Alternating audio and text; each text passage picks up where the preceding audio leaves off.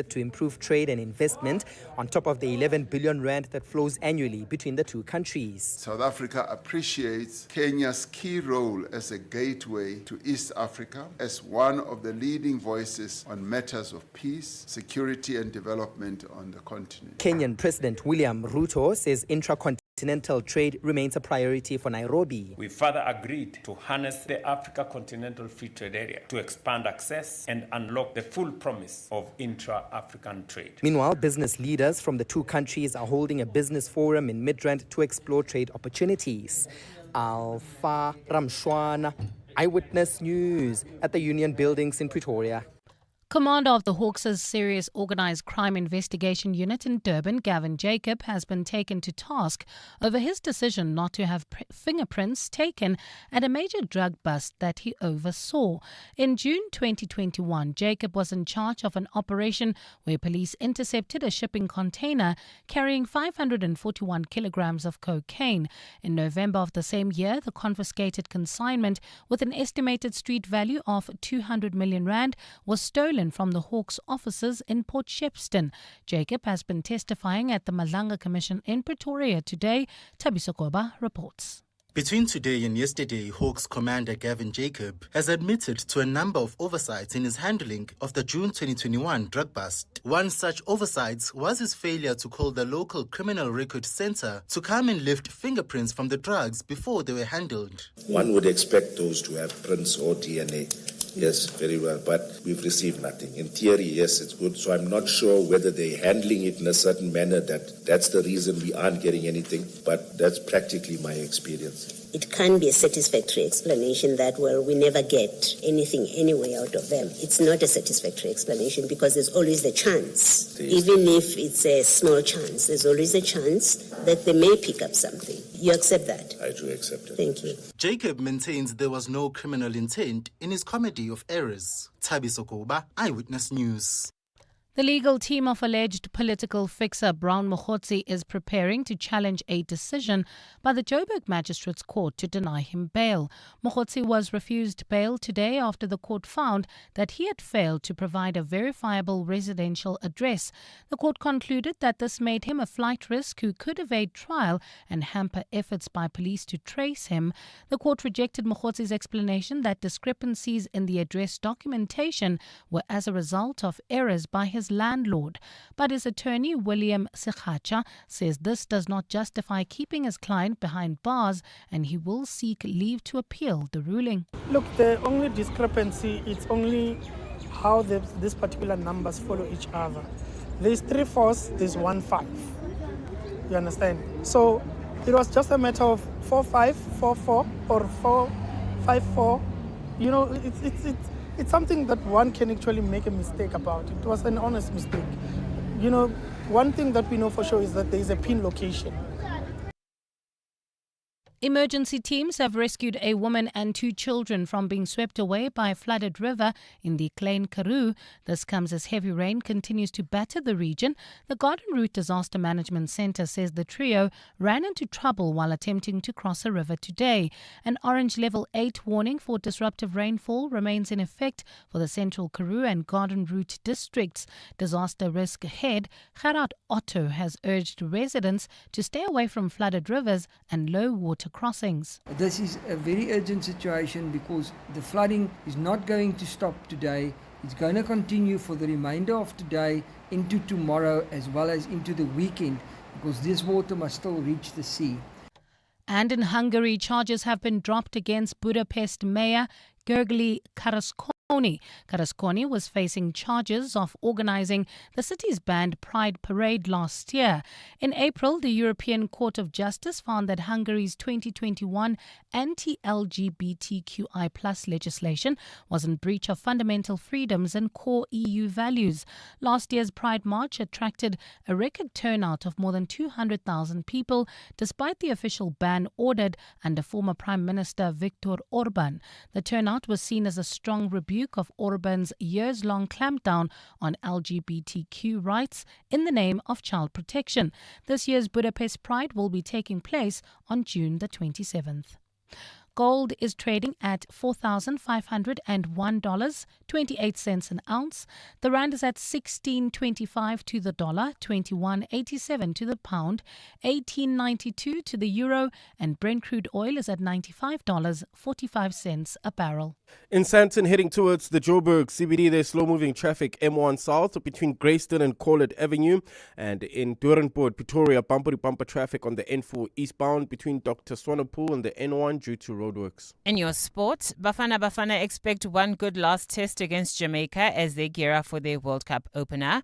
A maiden Grand Slam final appearance on offer as the women's semi-finals take place at the French Open. And the Bulls' Ambrose Papier named South African URC Player of the Season. It's a cloudy afternoon in Gauteng today with isolated showers and thunder showers expected. Temperatures have peaked at highs of between 19 and 20 degrees. The top story in EWN this hour. South Africa and Kenya have signed 6 new agreements and memoranda of understanding aimed at improving trade relations. EWN, in touch, in tune and independent. For the latest, visit ewn.co.za or download the EWN app.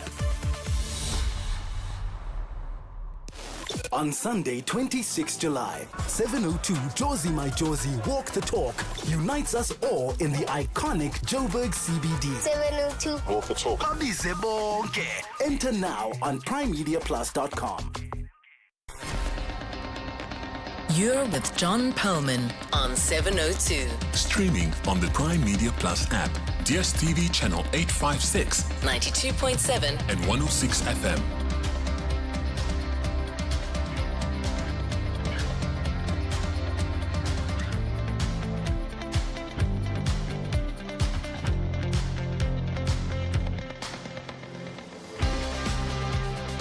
A very good afternoon, everyone. It's 8 minutes past 3 on Thursday, the 4th of June.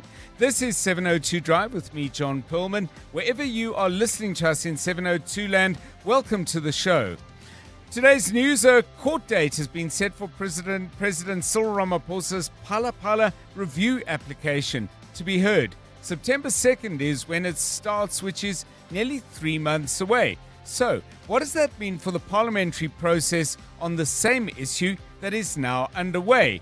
With this likely to be a hotly contested legal issue, we'll be joined after 5 for some insights as to how it might go. Analyst Mpumelelo Zikalala will be my guest for that.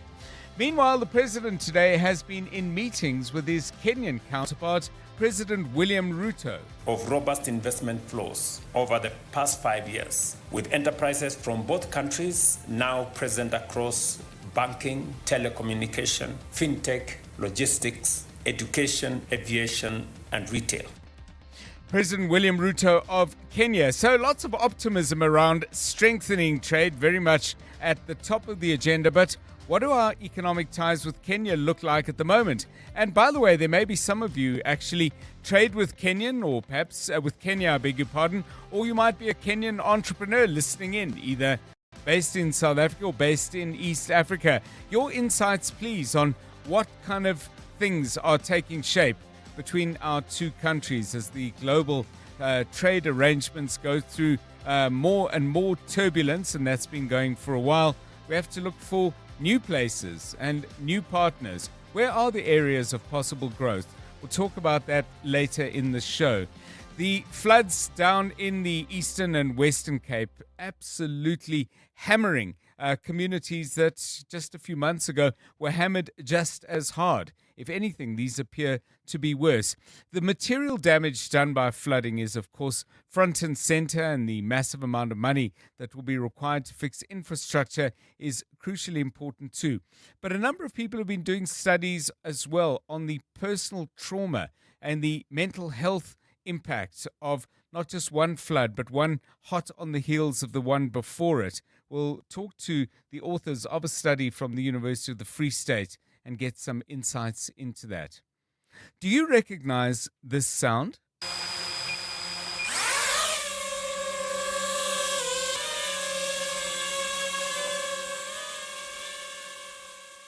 Well, it could be extremely large bees, but it's actually drones. Now, I've sort of become quite interested in learning more about drones. Generally, when they're in the news, it's because of the war between Russia and Ukraine on the one hand, or the conflict in the Gulf as well.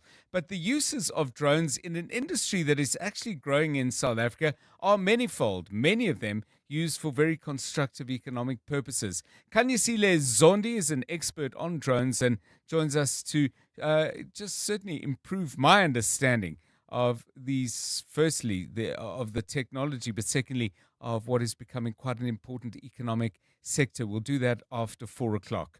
Last part of the show, we'll once again bring you a musical question. What was on our minds today is singers who have the most distinctive voices. Whose voice would you just recognize anywhere, even if they were in a church choir? I bet you know who this is. Who do you think you are? Bless your soul. You really think you're in control? Actually, that's quite a tricky one because you may know the band or the artist's name, but you may not know exactly who the singer is. Anyway, plenty of time for you to send in your own suggestions. We'll play as many of those as we can sometime after 5:30. On the markets, the JSE is down again today. Another small loss, mercifully, just dipping by 200 points today. Karoo is down by 3.6%, very much up and down of late. Sasol is weaker by 3.5%. That's because of a lower oil price. HCI has given up 2.6%. Much better day for 91. Their results yesterday. Pretty difficult day yesterday, but they're up by 4%. The rand is trading at 16 Rand 26 against the dollar, same as this time yesterday. A euro will cost you 18 Rand 92, 21 Rand 87 will get you a pound. The gold price sharply up, that's nice, by $58.41. Good day too for platinum, which has gained $37.30. Nice break on the oil price today, as I mentioned. Brent crude down by $2.94 a barrel, currently trading at $94.38. Stephen Curtis will join us with all the market news at 4:25. Sport coming up with Tolakele Mganga. You heard her a moment ago. Karabo Charlie is in to, as always, bring us the very latest traffic news. And Mbali Tlameni is back at 3:30 with the very latest news headlines. This is 702 Drive. We're live in the place where you live. We do our best to bring you the top news stories as soon as we possibly can. But we do not mind one bit if you either beat us to them or simply add a layer to something we're already covering. We know that you see things, hear things, you move through very different ecosystems to the ones we inhabit. And not all news is actually covered by people who cover news. There's a lot of news that breaks right in front of you. If that is the case today or any other day, please do give us a call on 072 702 1702 or 011 883 0702. It's 3:15. 702. Let's walk the talk. We've been wanting to ask you this question for a while, but you know what? Winter hasn't really started wintering properly. In fact, it's been really mild and even balmy for quite a couple of weeks now, but I think it's fair to say today things change. So the question is this simple one, but we did have to wait for you to shiver a little before we could put it to you with any credibility. What is it that you really like about winter? I know there are many things people don't like, and I could probably add a few in that regard to the list. But what do you like about winter, if anything at all? Jonathan Fairbairn, as you might see if you're watching us on YouTube, is wearing a T-shirt, so not particularly chilly in here. I'm dressed a bit more warmly. Karabo Charlie is obviously in a different temperature, climatic zone to our show producer. Jono, what do you like about winter? Afternoon, John, and afternoon to our 702 family. So I love that moment that you get into bed in winter. It's you lift that cover in and the electric blanket has been on for about an hour, so it's nice and cozy. And then you get in, you pull that cover, and then you just lie there. it's the best. It's the best place to be. Yes. In winter. I mean, I can't think of a better place to be. And the fact that you have to get up and get out in about 7-8 hours time doesn't spoil the pleasure at all. Well, it definitely does, but that's one of the things I love is going to bed, and then if we wanted to go down the route of the things that you dislike, it would be having to get out of bed. And then what I do love as well is early morning winter golf where it's really cold. Okay. And you bring out a flask of a bit of OBS, Old Brown Sherry, and on hole 1, 2, and 3 you have a couple of shots of Old Brown Sherry just to warm the body up a little bit. Those have are you the not things I love. heard that expression, don't drink and drive? I mean, you can drink and putt and drink and chip, but, What about driving from the tee? Do not drink and drive. Karabo Charlie, do you like winter? Not really. Obviously, just like most of us, the weather sucks. But what I really, really like, it's the winter fashion. The jackets, the boots, the accessories, the little beanies, and the scarves, particularly on kids, like young toddlers. They look so cute and warm, all covered up, and you just want to hug them. Okay. Very nice. Okay. Well, what do I like about winter? Plentiful and relatively inexpensive avocado pears. Red wine tastes better. And when you go to the bush, if you've had enough weeks and months of winter even, the bush is much thinner and the animals are much easier to find. Yeah. We got a couple from our listeners already. Nick's got a very interesting one. I don't know if there's any science to this or it's just perception, but he says, I love the blue sky of winter. Is there something a little bit more vivid about a blue sky in winter compared to one in summer? Very, very nice. This one from Vuvikma, I don't know if I'm saying that correctly. I don't like winter, but I appreciate the longer nights. Snoozing 10 minutes on the alarm translates, Vusani is the name. Thank you, Vusani. Snoozing 10 minutes on the alarm translates to a full hour. And Tracy, drinking a boiling hot cuppa and lying next to my doggy. Another thing that just came to mind that I do love about winter is when you stand out in the cold morning and then you go, Oh, you can see all the smoke. You just see all the smoke come out of your mouth. I mean, I have many memories of a child doing that and pretending you were like having a cigarette. Now you can have a cigarette, except you don't want one. There we go. Isn't that life? Give us a call, please. What do you like about winter? 072 702 1702 011 883 0702. 19 past 3. Let's get the latest from out on the roads. I guess the exhaust fumes belch a little bit more in winter and are more visible. Karabo Charlie, but how are the cars doing so far? Well, at this stage, if you are leaving Sandton heading towards the Joburg CBD, there's slow-moving traffic on the M1 southbound from Grayston to Corlett Avenue, while in Doornpoort, Pretoria, bumper-to-bumper traffic. This is on the N4 eastbound between Dr. Swanepoel and the N1 due to roadworks. Otherwise, the rest of 702 land looking pretty good. No serious accidents have been reported on our highways. Just look out for those faulty traffic lights in four ways at Winnie Mandela Drive and Monte Cassino Boulevard. If you come across any other traffic issues, kindly WhatsApp us on 072 702 1702. The Midday Report. Weekdays, 12 to 1. I get the sense that people are generally just not happy with the number of foreigners, even legally, that are in the country. I may be wrong, but that's the sense that I get. Mandy, you are wrong there. I don't have a problem with foreigners, but what I have a problem with is people who break into our houses and kill people. And then when we catch them, we find that they are illegal, they don't have any papers. And then someone just ends up being lost in the system. Hi, Mandy. As long as you look foreign, you will be treated in some funny way. So I think, Mandy, you were correct. It is anti-foreign. The Midday Report With Mandy Wiener. 12 to 1 on 702. 702. The groundbreaking musical Nkodi, A Fierce and Fabulous Life, returns to the UJ Theatre on the Kingsway campus in Auckland Park next week. Nkodi celebrates the life of Simon Nkodi, who was an anti-apartheid activist, LGBTQIA plus pioneer, AIDS activist, and organizer of Joburg's first Pride March. Nkodi explodes on the stage, combining voguing, dance, rap, and video projections. It's the powerful story of a remarkable young freedom fighter who changed South African history. There are 3 performances only next weekend of Nkodi at UJ's Theatre before it heads to Germany for its European premiere. Nkodi tickets are available now on Quicket.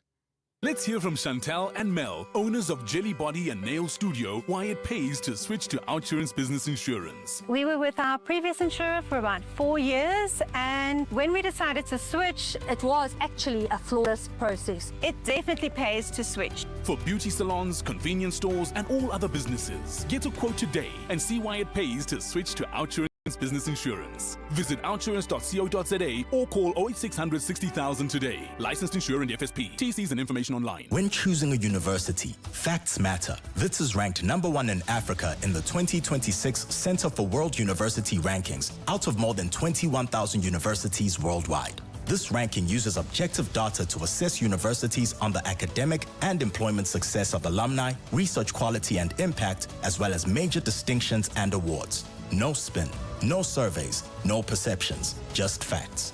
WITS has earned its place in the ranking that matters. WITS, for good. wits.ac.za. Mzansi, Take-A-Lot's senior cards, and boy have you been shopping. To say thank you for all your support, we're bringing you the Thanks a Lot sale. Get up to 60% off must-have beauty, sports gear, latest tech, TV and appliances, everyday essentials, toys and more. To know you is to spoil you. Shop the Take-A-Lot Thanks a Lot sale from 25 May to 7 June. What if the problem you faced became the business that changed everything? That's what Nedbank Business Ignite on 702 is all about, with this year's theme, My Pain, My Purpose, My Solution. We're calling on small businesses that turned real challenges into powerful ideas. You could win 200,000 Rand in cash, plus mentorship, business support, and tools to help you grow sustainably. Enter the Nedbank Business Ignite on 702 now at primemediaplus.com or igniteyourbusiness.co.za. See money differently. Nedbank, an authorized FSP and registered credit provider. T's and C's apply. You're with John Perlman on 702. Let's walk the talk.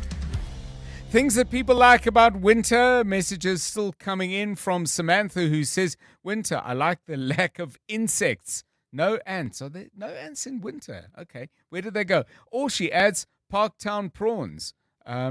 I didn't know. I've never noticed that. And Nick, having shared with us the blue skies, adds, what about the crunch as you walk across the frost-covered grass of our Highveld? I don't miss my blue knees. He adds, looking back on his life as I waited for the lift to school at 7 a.m. 24 minutes past 3.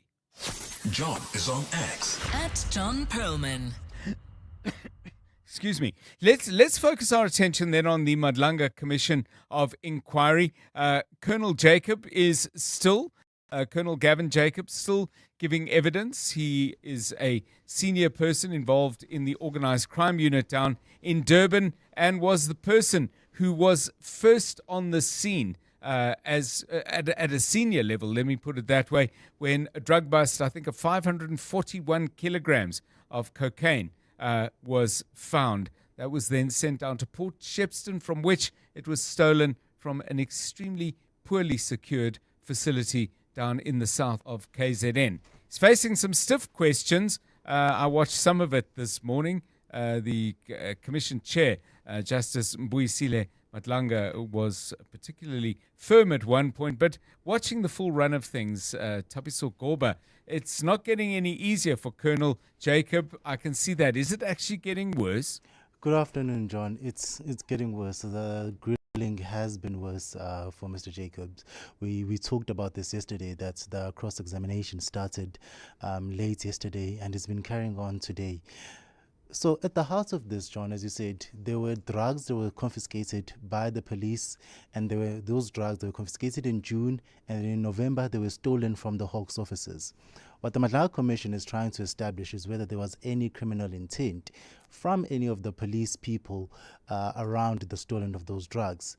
And Mr. Gavin Jacob, it's not looking good for him, because There's something called the National Instruction of 2017 and the Property and Exhibition Management. It's basically a set of rules of how the SAPS, but also the Hawks, are supposed to handle drug seizures.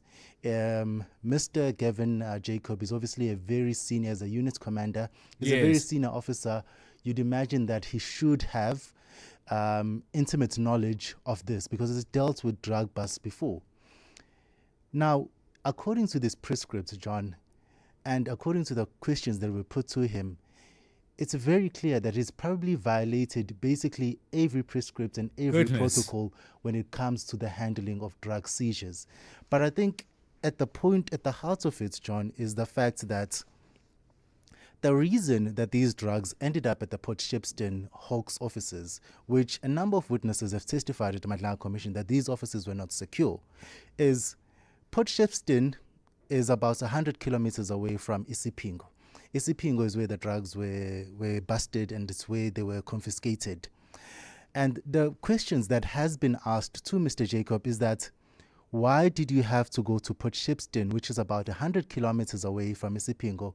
Why could you not keep these drugs at a nearby police station or at a nearby facility?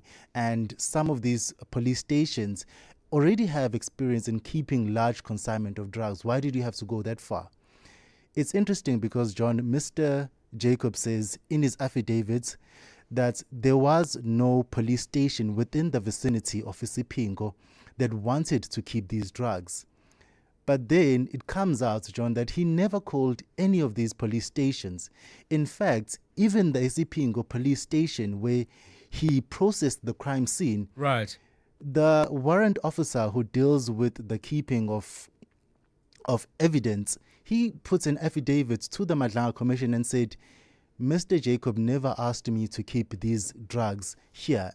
But Mr. Jacobs, he says that he did ask him and that request was rejected. But at the end of the day, John, the Madlala Commission has actually put forward information saying that there were at least 3 or 4 police stations within the vicinity of Isipingo that had the capacity to keep these drugs. And in fact, there was this Maiden Wharf, Maiden Wharf police station, which Mr. Jacob said, oh, these police stations did not have any space. But it turns out that 1 month later, after the drug bust happened in June 2021, and then in July 2021, there was another drug bust of about 1,000 kilometers of drugs, and they were kept at the Maiden Wharf police station.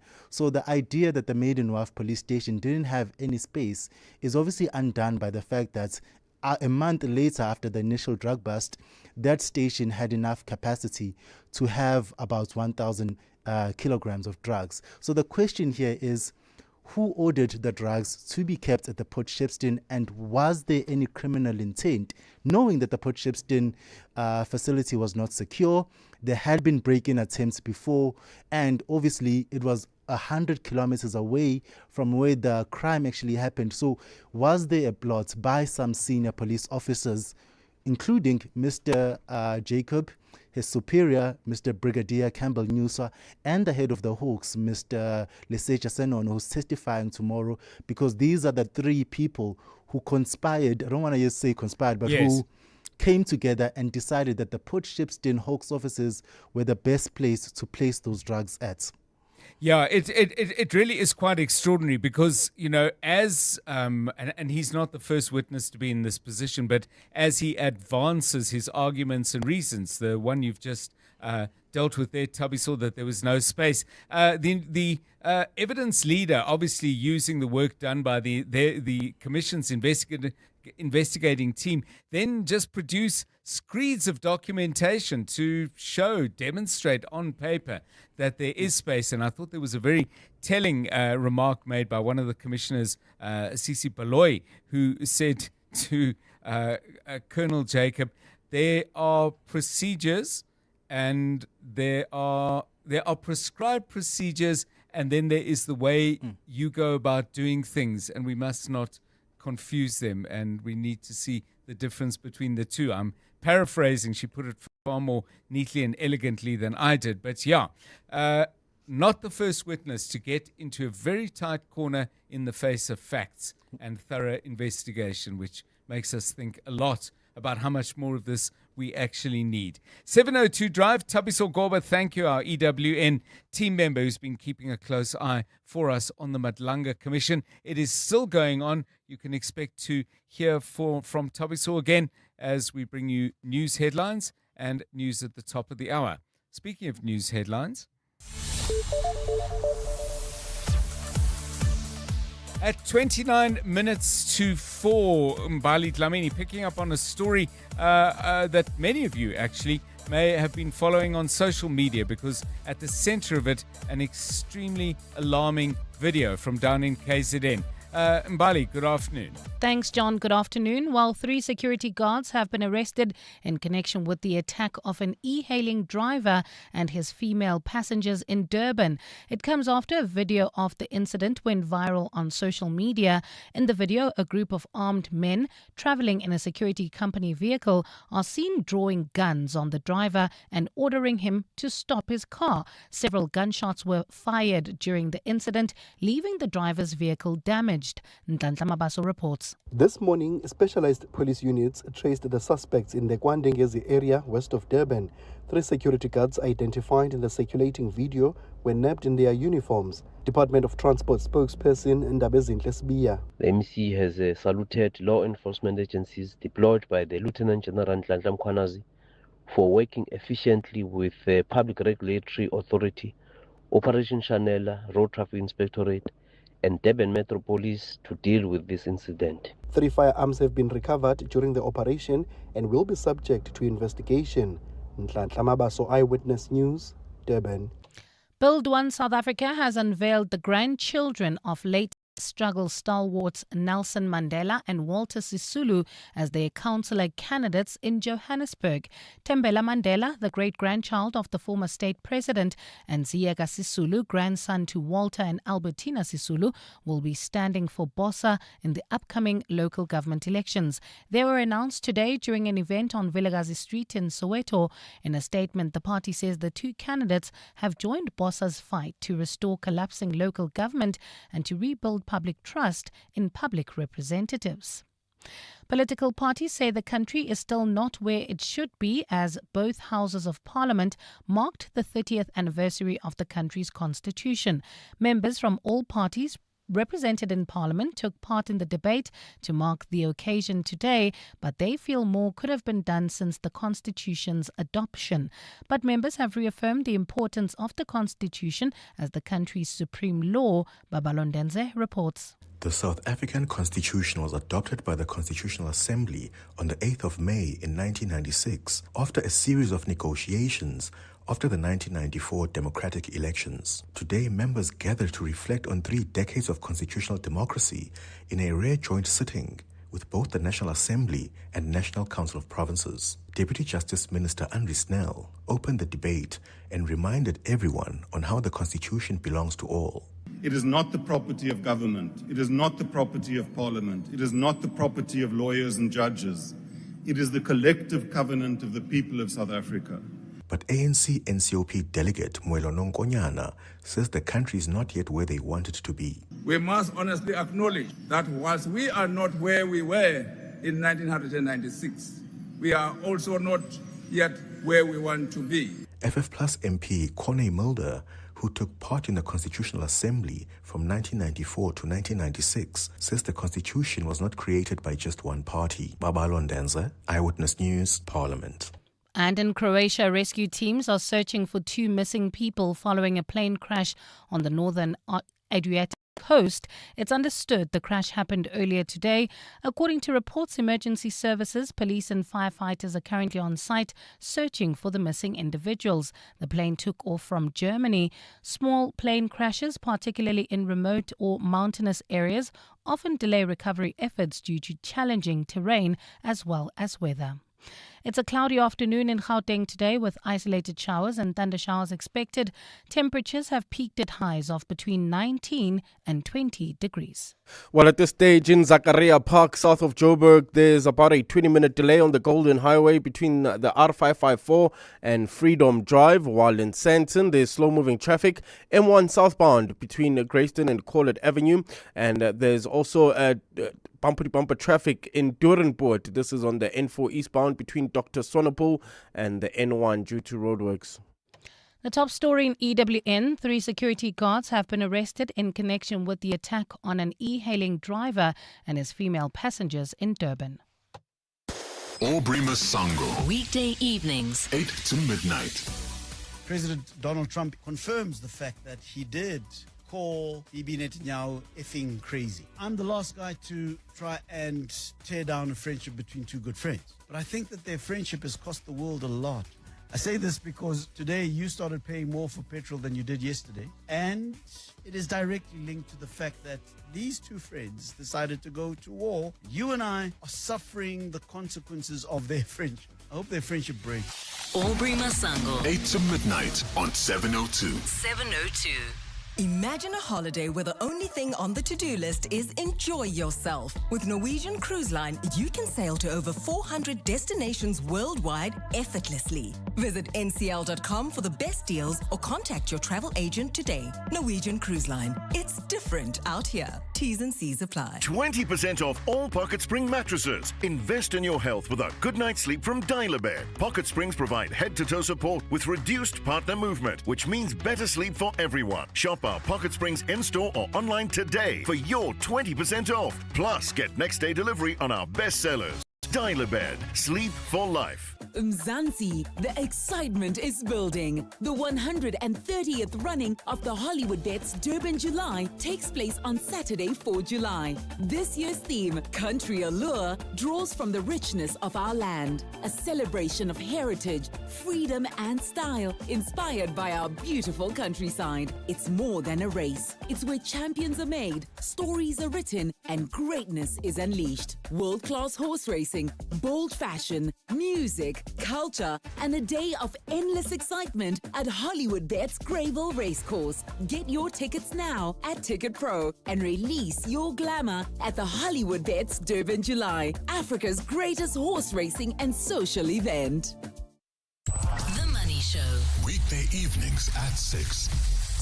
Canopus, a large international company, the first French company to list on the JSE. You must be quite chuffed to have it on the bourse. Absolutely, Stephen. I think it just reflects the credibility of our exchange and the gateway to Africa. It's a big push on our side to bring global companies onto our exchange. And of course, the benefit of those inward listing is that those companies are seen as domestic. Elena Andy is the Chief Officer for Capital Markets on the JSE. The Money Show on 702. Let's walk the talk. The Money Show with Stephen Curtis is brought to you by Absa Business Banking, featuring the AgriTrends 2026 Autumn Edition. In agriculture, smart moves need smart insights. Get the latest AgriTrends report at absaagritrends.co.za. Absa is a registered FSP. 702. WhatsApp John on 072 702 1702. Good afternoon, beautiful team. Good afternoon, 702. It's Tabu here in Joburg. I'm from Swaziland in the northwest. Now, what I like about this season, winter, it's night when you go to bed. When you go to bed, the night is too long. You can sleep up until you get tired. So, kerata winter tata for busiku, only for night. Problem is in the morning. Thank you, team. Hi, John Tsepo here. I enjoy going out for a safari in winter because the animals tend to congregate around watering holes because there are fewer water sources all over the place. Now they'll congregate around watering places, and the bush is less green because animals tend to hide in greenish areas, but even on tall grass. But now in winter, they are exposed. Tsepo here. Hi, John and 702 family. The thing that I like about winter is that summer is sure to follow. Cheers. Bye. Yeah. The deeper we get into winter, the closer we get to summer.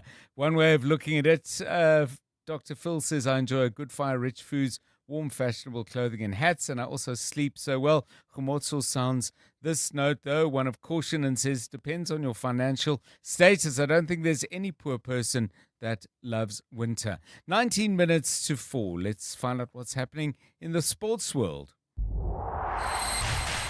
EWN Sport.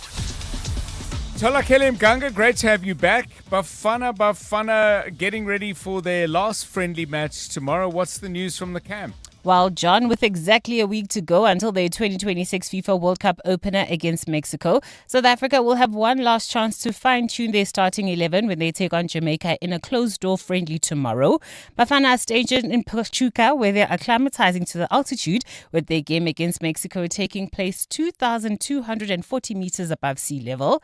And 16 years on from being the country's number one against the same nation in the tournament opener, Itumeleng Khune has now shared what the current crop can expect. That team is from the CONCACAF region and they are very physical. You could see even the three friendlies they've played against the same opponents, Panama and Nicaragua. They showed that they are a very physical team and they make sure that they work together as a team. They shift together, they press. So Bafana must expect a hostile game when they play against Mexico. Napoli have begun the search for a new coach after confirming that Antonio Conte will leave the club after 2 years in charge. During his tenure, Conte guided the club to the Serie A title in the 2024-25 campaign and has been tipped to take over as Italy head coach after they failed to qualify for the World Cup.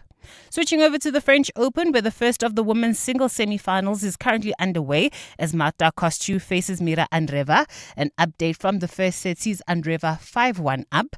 After this one, Diana Schneider will contest her first Grand Slam semi-final when she takes on qualifier Macha Kralinsky. Schneider caused the biggest upset of the major when she knocked out top seed Arina Sabalenka in the quarterfinals. Was 60K in Istanbul, was semi-final. She's a very tricky player, so I'm not surprised that she is, good.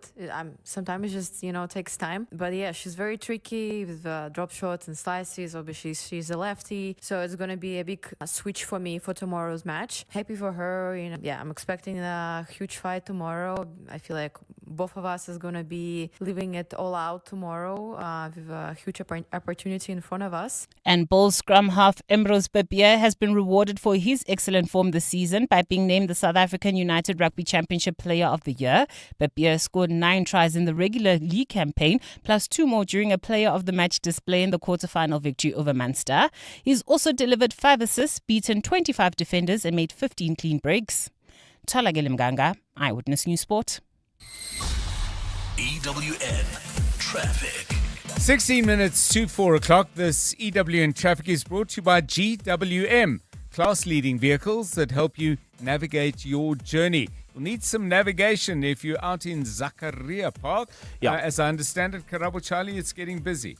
Yes, that's south of Joburg. As you drive through Lenasia, heading towards Vlakfontein, there's about a 20-minute delay on the Golden Highway between the R554 and Freedom Park in Sandton. There's slow-moving traffic M1 south between Greyston and Corlett Drive, while in Pretoria, bumper-to-bumper traffic in Doornpoort. This is on the N4 eastbound between Dr. Sonapul and the N1. This is all due to roadworks. If you come across any other traffic issues, kindly WhatsApp us on 072-702-1702.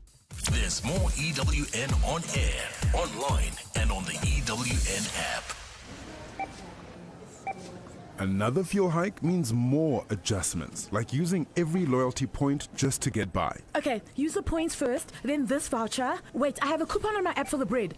And then I'll swipe the remaining R2, please. Don't let the fuel hikes restrict you. Get 5,000 Rand for fuel when you buy any GWM vehicle this month. Visit your nearest dealership or go to gwm.co.za to book a test drive. T's and C's apply. GWM. Go with more. You're with John Perlman on 702. Let's walk the talk. 702 Drive still to come on the show after 4 o'clock. We're going to look not just at the physical and financial impact of the terrible flooding this country's been hit with over and over again, I think it's fair to say. But we're also going to take stock of the mental health impact and indeed, simply put, the trauma. Koketso Mshane is with the National Disaster Management Centre in South Africa, has been doing some research work on this at the University of Free State. We'll look at that in more detail at 4:15. But if you or family members have been affected severely by flooding, you may want to start sending us your stories. Do that, please, on 072 702 1702. John is on X. At John Perlman. Tolakele Mganga, great to have you back with us, bringing the sport and all the other things you bring to the show, including your thoughts on what, if anything, you like about winter. Okay, is that it? Pretty much, yeah. Okay. That's all I have to contribute. Okay. Honestly, John, ever since I heard the question and I said during my bulletin, each time a soundbite played, I was like, no, don't like that it's cold. Don't like the days go by. The one guy that was like, we're edging closer to spring. That's pretty much the only thing I like about it, because I dislike the season above and beyond. Yeah, and from Zeno, a message saying, welcome back, Tolakele. Did she suddenly decide to come back after hearing Kiara's sports demo presentation on Rilebogiles? She was fantastic. What's it? Youth Takeover is the right title. Yes, she was fantastic. And then he says, just kidding. And then LOL. Yeah, now I know what that means. Just messing with you. LOL. Do you say LOL or LOL? I don't want to embarrass myself. LOL. Okay, LOL. There we go. Getting there. Slowly. I hope there's still time. It's 13 minutes to 4. John Perlman. On 702. 3 to 6 p.m. Hi, Uncle John. I don't really like winter. I'm not a fan of winter whatsoever. But if I were to pick one thing, at least one thing that I tolerate about winter, it would be the coziness. That's it. It's just cozy in winter. Yeah, the coziness only. Thank you. Yeah, what do you like about winter? Keep those coming. Coming up later in the show, just after 5 o'clock, we'll be joined by lawyer and legal analyst Mpumelelo Zikalala. The reason we've asked him to come on the show and share with us his insights is President Cyril Ramaphosa now has a date for his review application. This all in the context of the last time Parliament appointed an independent panel to look into issues around Phala. President has taken that report on review. The date for that review is in just under 3 months' time, 2nd of September. So that's quite a bit of time for the parliamentary committee that's been set up to do work around Phala to cool their heels. Now, do they have to do so? That's something we're going to be asking Mpumelelo Zikalala to explain for us. That's coming your way after 5 o'clock. Bongani Bingwa, 702 Breakfast. Weekday mornings, 6 to 9. The president saying he is not going to be distracted by people with narrow agendas because South Africans are interested in the real stuff. Calls for him, of course, to come clean on the theft of this foreign currency at his Phala. South Africans aren't preoccupied with that. South Africans are preoccupied with service delivery, not Phala. And there's a delicious cartoon in the Business Day, and it's got a drawing of the president speaking at a podium. And of course, his prepared speech is about government crackdown on illegal migration and porous borders. But they're quoting him here as saying, "Citizens, I feel your pain. Not too long ago, a Sudanese businessman wandered onto my Phala farm, leaving undocumented, undeclared $580,000. Hey, these migrants are a problem, eh? Hundreds of thousands of dollars in my couch. I know exactly what you are going through." Bongani Bingwa, 6 to 9. On 702.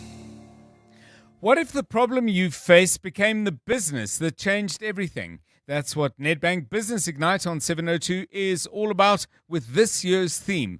My pain, my purpose, my solution. We're calling on small businesses that turned real challenges into powerful ideas. You could win 200,000 Rand in cash, plus mentorship, business support, and tools to help you grow sustainably.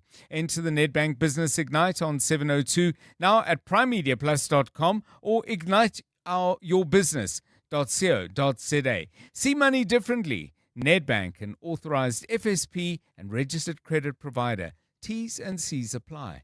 Whenever she fell or got hurt, a kiss always took the pain away.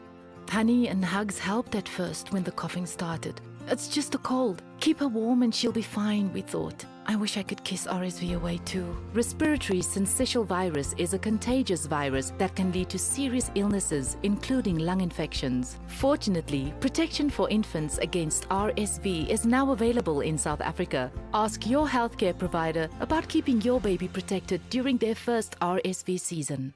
Evolution doesn't wait. Introducing the Chang'an Uni S. Unexpected, unmistakable, uncompromising. Engineered to a higher standard, unlike anything in its class.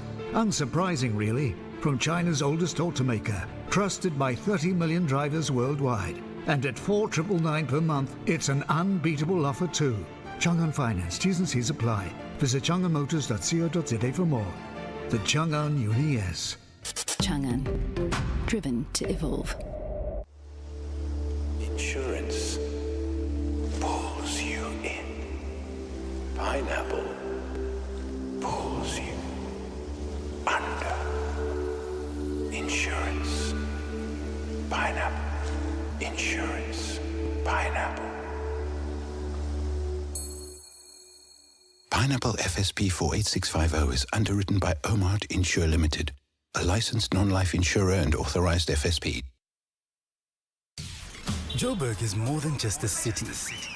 It's an energy, a pulse, and a feeling connecting everybody.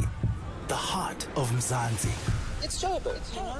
In celebration of this, 702 has partnered with Jozi My Jozi, and we're calling on you to walk through the city center with us. Walk the talk. In the 702 Jozi My Jozi Walk the Talk. Babize bonke. On Sunday, 26 July, we're going to the iconic Joburg CBD, the home of dream creators and operators, where we dominate and history make. So join us and be a part of something special. I'm ready to rock this book. Because when Joburg walks together, extraordinary things happen. Enter now on primemediaplus.com and get ready for 702 Jozi My Jozi Walk the Talk this July, hosted by the City of Johannesburg. Walk with the people, for the people, for our Jozi. Babize bonke. Enter Walk the Talk now on primemediaplus.com. Drive home with John Perlman on 702. Let's walk the talk. 702 Drive. So, as you perhaps know, President William Ruto, the head of state from Kenya, has been meeting with President Cyril Ramaphosa today. Of course, behind that particular aspect of these diplomatic visits is a whole lot of other meetings going on involving both bureaucrats and technocrats on the one hand, DGs and other ministers who have important things to discuss. High up on the agenda is trade. Tourism as well is being discussed, and there's some security issues on the table as well. I did ask earlier, by the way, if anyone's doing work in or with Kenya, or is perhaps hosting Kenyan companies working in South Africa. Really would love to get your kind of market level experience. How is business going? What are the opportunities? What are the challenges? Please do give us a call if there's something that you can share from your own personal experience. But looking at the bigger picture, we're joined now by EWN reporter Alpha Rambushwana. Alpha, very good afternoon to you. I understand that there are going to be 4 major agreements signed. What do we know about those agreements? Good afternoon. Good afternoon, John. Well, President Cyril Ramaphosa and his delegation of ministers, as well as President William Ruto and his ministers, have already signed those bilateral agreements and memoranda of understanding, and it's 6 of them in total, which range from matters of transport, tourism, education, and overall just improving trade relations between the two countries. And Tata John, South Africa has emerged as one of Kenya's biggest trading partners on the African continent, given that about 60 companies operate in Kenya that are from South Africa. Companies like MTN, Bidvest, and APSA do have some sort of representation in Kenya.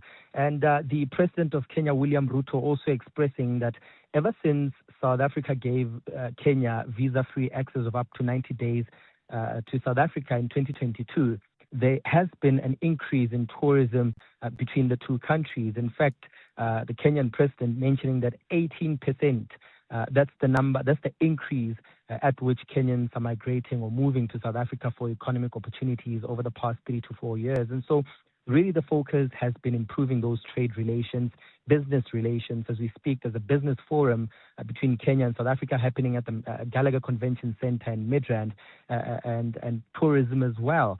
The Kenyan President William Ruto, John, did express that not so many South Africans are traveling to Kenya for one reason or the other. More Kenyans are coming to South Africa for economic opportunities or holiday. However, the benefit, though, is that South African companies are showing a great deal of interest in operating in Kenya. So while tourism is increasing in South Africa from Kenyan citizens, corporate relations are increasing in Kenya from South African companies. So they do believe that it is a mutually beneficial relationship, and they aim to improve that relationship. Alpha, what about the security conversations? I mean, you know, we're not exactly adjacent neighbors. There's some landmass between us and other countries as well. But what are the areas of cooperation? Well, I think when it comes to security today, what they did touch on was Africa's general response to the current dispute in the Middle East and possibilities which seem to be unlikely of that dispute affecting African countries physically in terms of security concerns. And what President Cyril Ramaphosa and William Ruto, the president of Kenya, have expressed was that there needs to be a great cooperation between African countries in dealing or managing the safety concerns that could be posed by the current disputes that are happening in different parts of the world. You would know that Russia has its own with Ukraine, which is unlikely to affect African countries physically, and the ongoing Middle East dispute. Kenyan President William Ruto did say, though, that Kenya does enjoy a very good relationship with the United States. There are United States bases in Kenya. Some are assisting with security, some are assisting with the Ebola pandemic, which is currently ongoing on that side of the continent. But they, at this moment, the biggest concern, of course, is how Africa can respond and manage the conflicts that are emerging in various parts of the world. Thanks so much, Alpha Ramoshwana, keeping an eye on that head of state meeting between President Cyril Ramaphosa on the one hand and Kenya's leader, William Ruto, President William Ruto. It's coming up now for 2 minutes to 4. I just want to share this with you and then maybe get your feedback and input on this.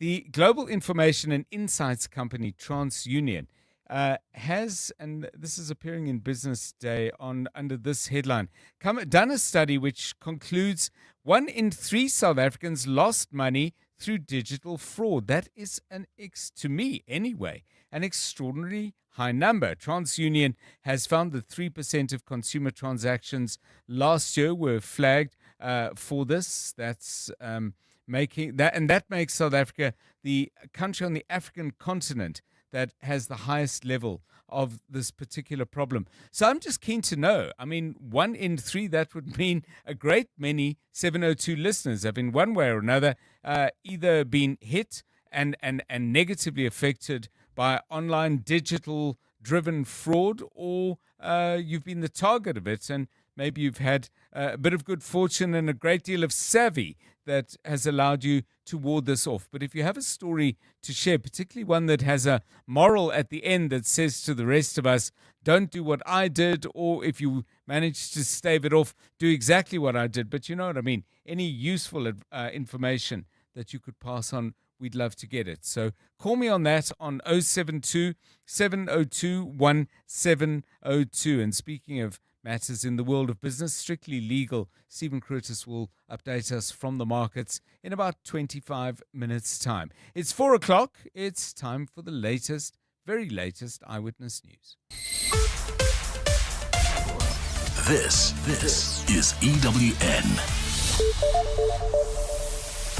The Nulane corruption case has been re-enrolled in court and another vehicle recall. It's the second one this week.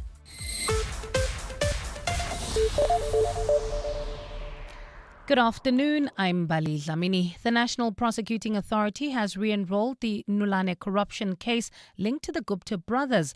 This follows a Supreme Court of Appeal ruling that set aside the 2023 acquittals. While the accused have failed in their bid to overturn that ruling, the appeal court found in favor of the state, allowing the matter to proceed. The case centers around allegations that 24.9 million rand was paid to Nulane Investments for a feasibility study that helped pave the way for the controversial Estina Frieda dairy farm project. The matter is also one of two cases where South Africa was unsuccessful in its bid to have Atul and Rajesh Gupta extradited from the UAE. NPA IDAC spokesperson Henry Mamutame. The accused bid to persuade the Constitutional Court to overrule the SCA's decision was also dismissed prior to the state summoning them to court for the matter to be reinstated. The case was postponed to 22 September 2026 for the disclosure of the docket.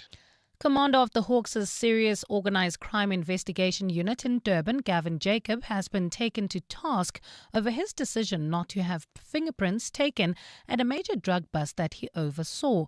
In June 2021, Jacob was in charge of an operation where police intercepted a shipping container carrying 541 kilograms of cocaine. In November of the same year, the confiscated consignment with an estimated street value of 200 million rand was then stolen from the Hawks offices in Port Shepstone. Jacob has been testifying at the Madlanga Commission in Pretoria today on this matter. Thabiso Koba reports. Between today and yesterday, Hawks Commander Gavin Jacob has admitted to a number of oversights in his handling of the June 2021 drug bust. One such oversight was his failure to call the local criminal record center to come and lift fingerprints from the drugs before they were handled. One would expect those to have prints or DNA. Yes, very well, but we've received nothing. In theory, yes, it's good. So I'm not sure whether they're handling it in a certain manner that's the reason we aren't getting anything, but that's practically my experience. It can't be a satisfactory explanation that, well, we never get anything anyway out of them. It's not a satisfactory explanation because there's always the chance. Even if it's a small chance, there's always a chance that they may pick up something. You accept that? I do accept it. Thank you. Jacob maintains there was no criminal intent in his comedy of errors. Thabiso Koba, Eyewitness News. The National Consumer Commission is recalling thousands of Toyota and Lexus vehicles over a potential safety defect. The NCC says the affected 6,500 cars were sold countrywide between 2022 and 2025. The Toyota models include the Crown Land Cruiser 300, Prado RAV4, BZ4X, while the Lexus vehicles are also across multiple models. NCC spokesperson Peton Daba. According to the supplier, a parking assist electronic control unit may cause the rear view image to briefly freeze when the reverse gear is selected shortly after this vehicle is started. In some instances, the rear view image may fail to display entirely. South Africa and Kenya have signed 6 new agreements and memoranda of understanding aimed at improving trade relations. President Cyril Ramaphosa is hosting his Kenyan counterpart, William Ruto, for a state visit at the Union buildings today. With the two nations being among some of Africa's biggest economies, they want to improve intra-continental trade. Alpha Ramashwana reports. Since 1994, Nairobi and Pretoria have signed 28 bilateral agreements and memoranda of understanding on economic cooperation. 6 new agreements were signed today, which focus on sport, education, migration and transport. President Cyril Ramaphosa says the agreements are expected to improve trade and investment on top of the 11 billion rand that flows annually between the two countries. South Africa appreciates Kenya's key role as a gateway to East Africa, as as one of the leading voices on matters of peace, security and development on the continent. Kenyan President William Ruto says intracontinental trade remains a priority for Nairobi. We further agreed to harness the Africa Continental Free Trade Area to expand access and unlock the full promise of intra-African trade. Meanwhile, business leaders from the two countries are holding a business forum in Midrand to explore trade opportunities. Alpha Ramshwana, Eyewitness News at the Union Buildings in Pretoria. And in Nepal, a climbing guide who went missing on Mount Everest for 6 days has been found alive. According to AFP, Dawa Sherpa crawled alone almost to base camp where he was found this morning. Sherpa was believed to have died and his wife had even started to offer last rite prayers for his soul. The climb was one of the last of the season, meaning that there were very few other climbers on the peak. At least 5 people have died this season. 2 Indians and 3 Nepali climbers involved in Everest preparations. More than 1,000 climbers reached the summit of Everest this season, making it the busiest season on record. Gold is trading at $4,506.28 an ounce. The rand is at 16.24 to the dollar, 21.87 to the pound, 18.92 to the euro, and Brent crude oil is at $95.48 a barrel. In Zakaria Park, heading towards Vlakfontein, you can expect about a 20-minute delay on the Golden Highway between the R554 and Freedom Drive. There's also bumper-to-bumper traffic in Duranpoort, Pretoria. That's on the N4 eastbound between Dr. Swanepoel and the N1 due to roadworks. In your sport, Bafana expect one good last test against Jamaica as they gear up for their World Cup opener. A maiden Grand Slam final appearance on offer as the women's semi-finals take place at the French Open. And the Bulls' Ambrose Papier named South African URC Player of the Season. A partly cloudy Friday in store for Gauteng tomorrow. Johannesburg will drop to overnight lows of 3 degrees, peaking at 14. Pretoria 6 and 16, and Vereeniging 4 and 13 degrees. The top story in EWN this hour. The National Prosecuting Authority has re-enrolled the Nulane corruption case linked to the Gupta brothers. EWN, in touch, in tune, and independent.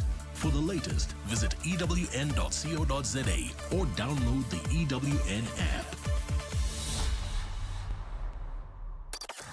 Visit primemediaplus.com to enter 702 Josie My Josie Walk the Talk. Hosted by the City of Johannesburg. Walk with the people, for our Josie. For Joburg, by Joburg, in Joburg. Bamise bonke. 702. Drive home with John Perlman. John Perlman, 3 to 6 p.m. On 92.7 and 106 FM. Let's walk the talk.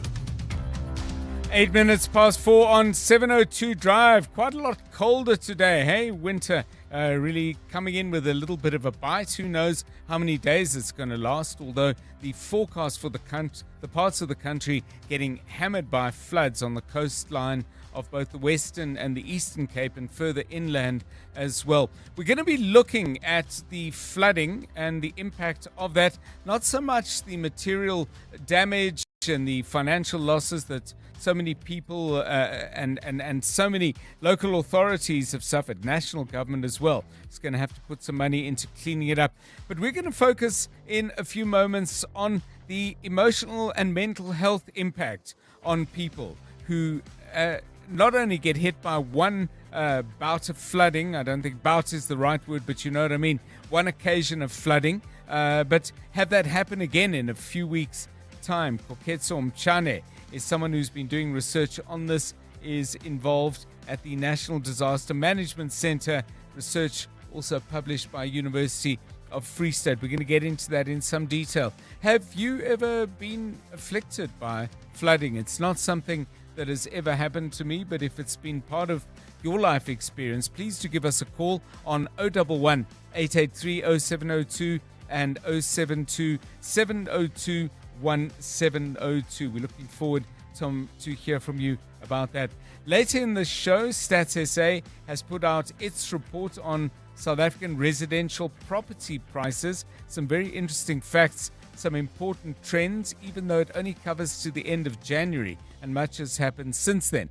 Nevertheless, in our weekly feature, Your House, Your Home, we're going to be taking a closer look at that. I did mention that it has got a lot colder. We did ask you, what is it about winter that you actually like, if anything at all? 702.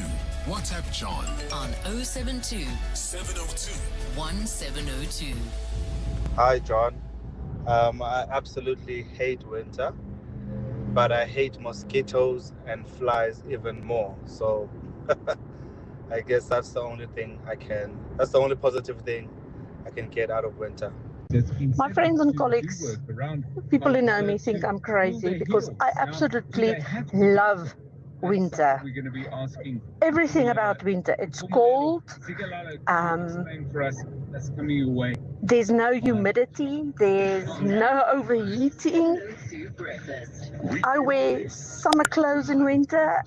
I sleep in summer pajamas. I don't know. Yes, I get cold. There are days when I'm very cold, but I love winter. Soup, warm food, stews.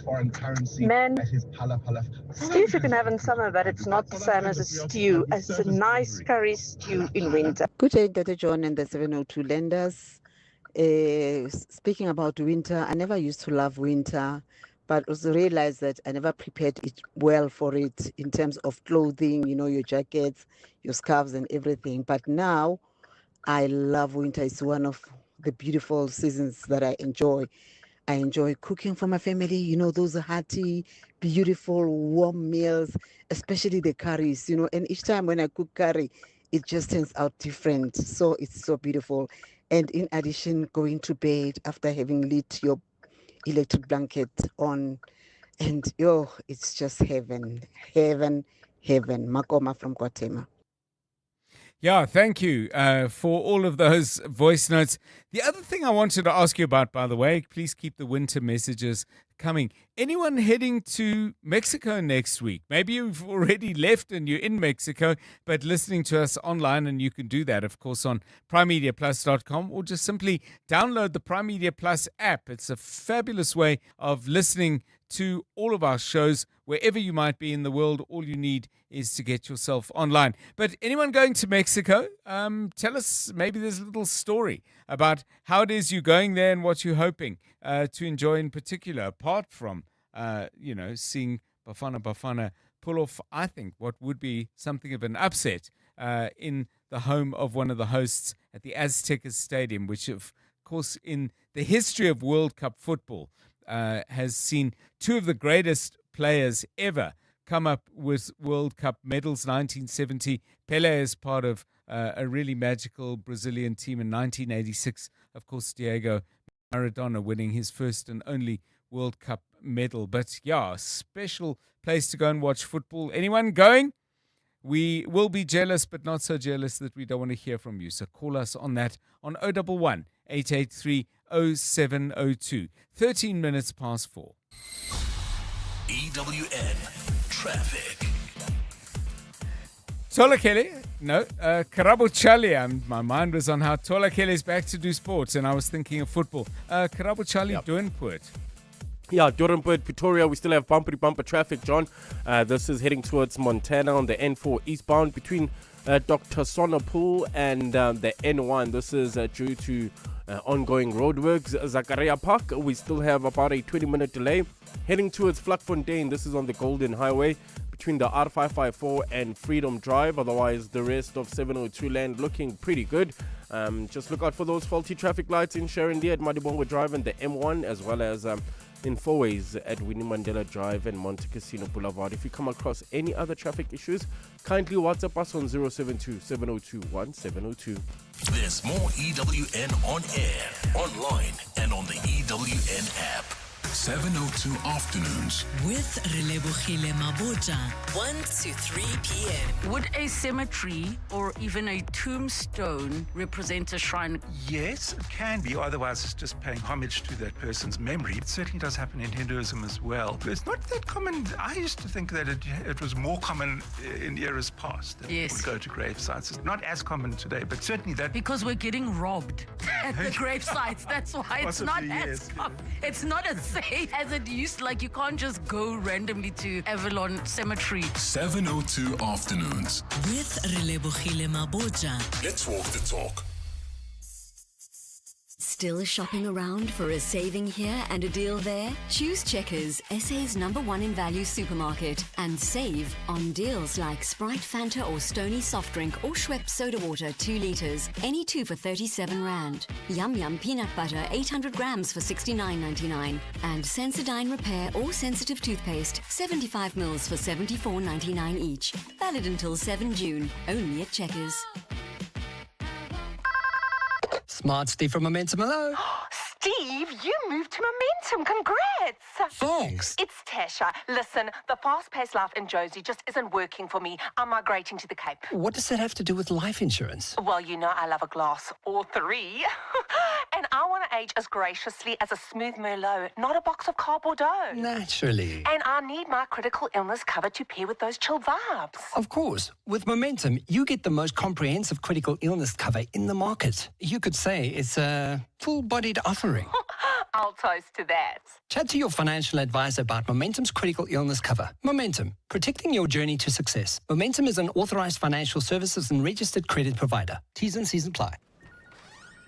John, have you seen? Filing season dates have been announced. I did, and I can't wait to be done. Well, for now, all you need to do is log on to e-filing or the SARS Mobi app. Update your personal and banking details, then check and note your filing dates. That's it. Make tax matters your priority number 1. Unlock the power of done. Go to sars.gov.za. SARS, at your service. You're with John Perlman on 702. Let's walk the talk. Right, let's focus our attention on the flooding that is really hammering communities in the Eastern Cape. It's particularly bad in the Gamtoos River Valley, for example. Terrible problems in Gqeberha as well, and along the coastline of the Western Cape. There have been extreme difficulties as well. And all of this, of course, fairly soon after another low-pressure system came in and dumped huge amounts of rain on those places. Some of them, I would have thought, haven't even yet finished the cleanup. Now they have to start again. We know about the physical damage, but what about the mental health issues that are caused and exacerbated by natural disasters? Well, somebody who's been looking into this, doing some research, is my next guest. Koketso Mshane is an Assistant Director of Education, Training and Research at the National Disaster Management Centre in South Africa. Koketso, welcome and thanks very much for giving us your time. What kind of things have you been looking at in your research, and most important, what have you come up with? Good afternoon to you and thanks for your time. Good afternoon, John, and thank you for inviting me to your show. Let me just start by saying that as you just said, that when we have disasters, the most important thing, in most cases, we focus on the physical. Like the things that we can see with your naked eye, like your injuries, damage to property, displacement of people, and the likes. However, we don't really go deeper into how those displacements, how those injuries, if a person is maybe ultimately affected by a long-term injury due to the structure collapsing on them, if somebody maybe ultimately loses a loved one due to drowning, if maybe someone ultimately is continuously exposed to these disasters on a continuous basis, what it does to their mental health, what it does to their well-being, how it affects their human behavior, how it ultimately affects their state of being, you understand? So that is why when I did my my master's thesis, I decided to focus more on how can we, as communities, also as practitioners, match the disaster management with the mental health impact within our communities. Yes. I mean, the first thing that strikes me, Kokeso, is that, however difficult life is, and it is incredibly difficult for so many millions of South Africans, people invest in their future in whatever way they can. They save up, they maybe add a piece of furniture, they might add a small extension to the place where they live when they've got enough money. They might get extra blankets and so on. If there are these natural disasters can sweep in as they do and absolutely just rip away everything that you've invested in, I would have thought that must make people wonder whether it's actually worth it, whether it's worth it trying to make those improvements. I mean, do you find there's a high level of pessimism, demoralization, and that people actually begin to think everything's quite futile? Exactly. That is why in our study we found that in the area that we concentrated on, maybe let me just talk about it a little bit, it's the Situate informal settlement in the city of Johannesburg. We found that communities around that Jet Ski River are just have lost a sense of worth. As you're saying, I mean, I am replacing today and then tomorrow something else is going to happen. Yes. Previously in disaster management, we used to have what we call seasonal calendar because the weather was was predictable. You understand? It was predictable. You knew that you have your summer, winter, autumn, and spring.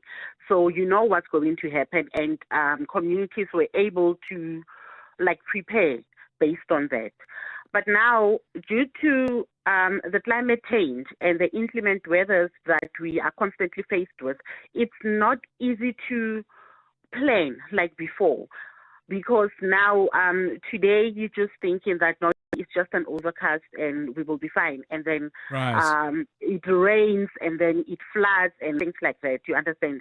And while you're still trying to replace, as you're saying, then tomorrow it happens again, which also not only puts a constraint on communities, it also puts a constraint on us as well as the government. Now I'm talking on behalf of the government. Yes. Because now you ultimately have to constantly repair your infrastructure, move the people and all that. And considering the fact that when you move the people, it's also, people are so reliant on social cohesion within their communities.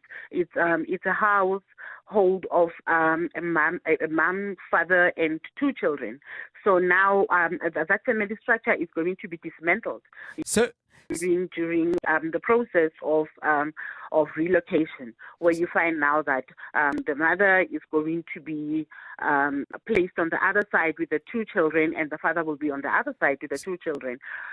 So I wanted to ask you, you mentioned children there. Have you looked at the impact of this kind of trauma on younger people? Because I would have thought their levels of just gut level fear must be very, very high. I mean, every time they hear thunder or hear rain coming, they must fear for the worst, some of them.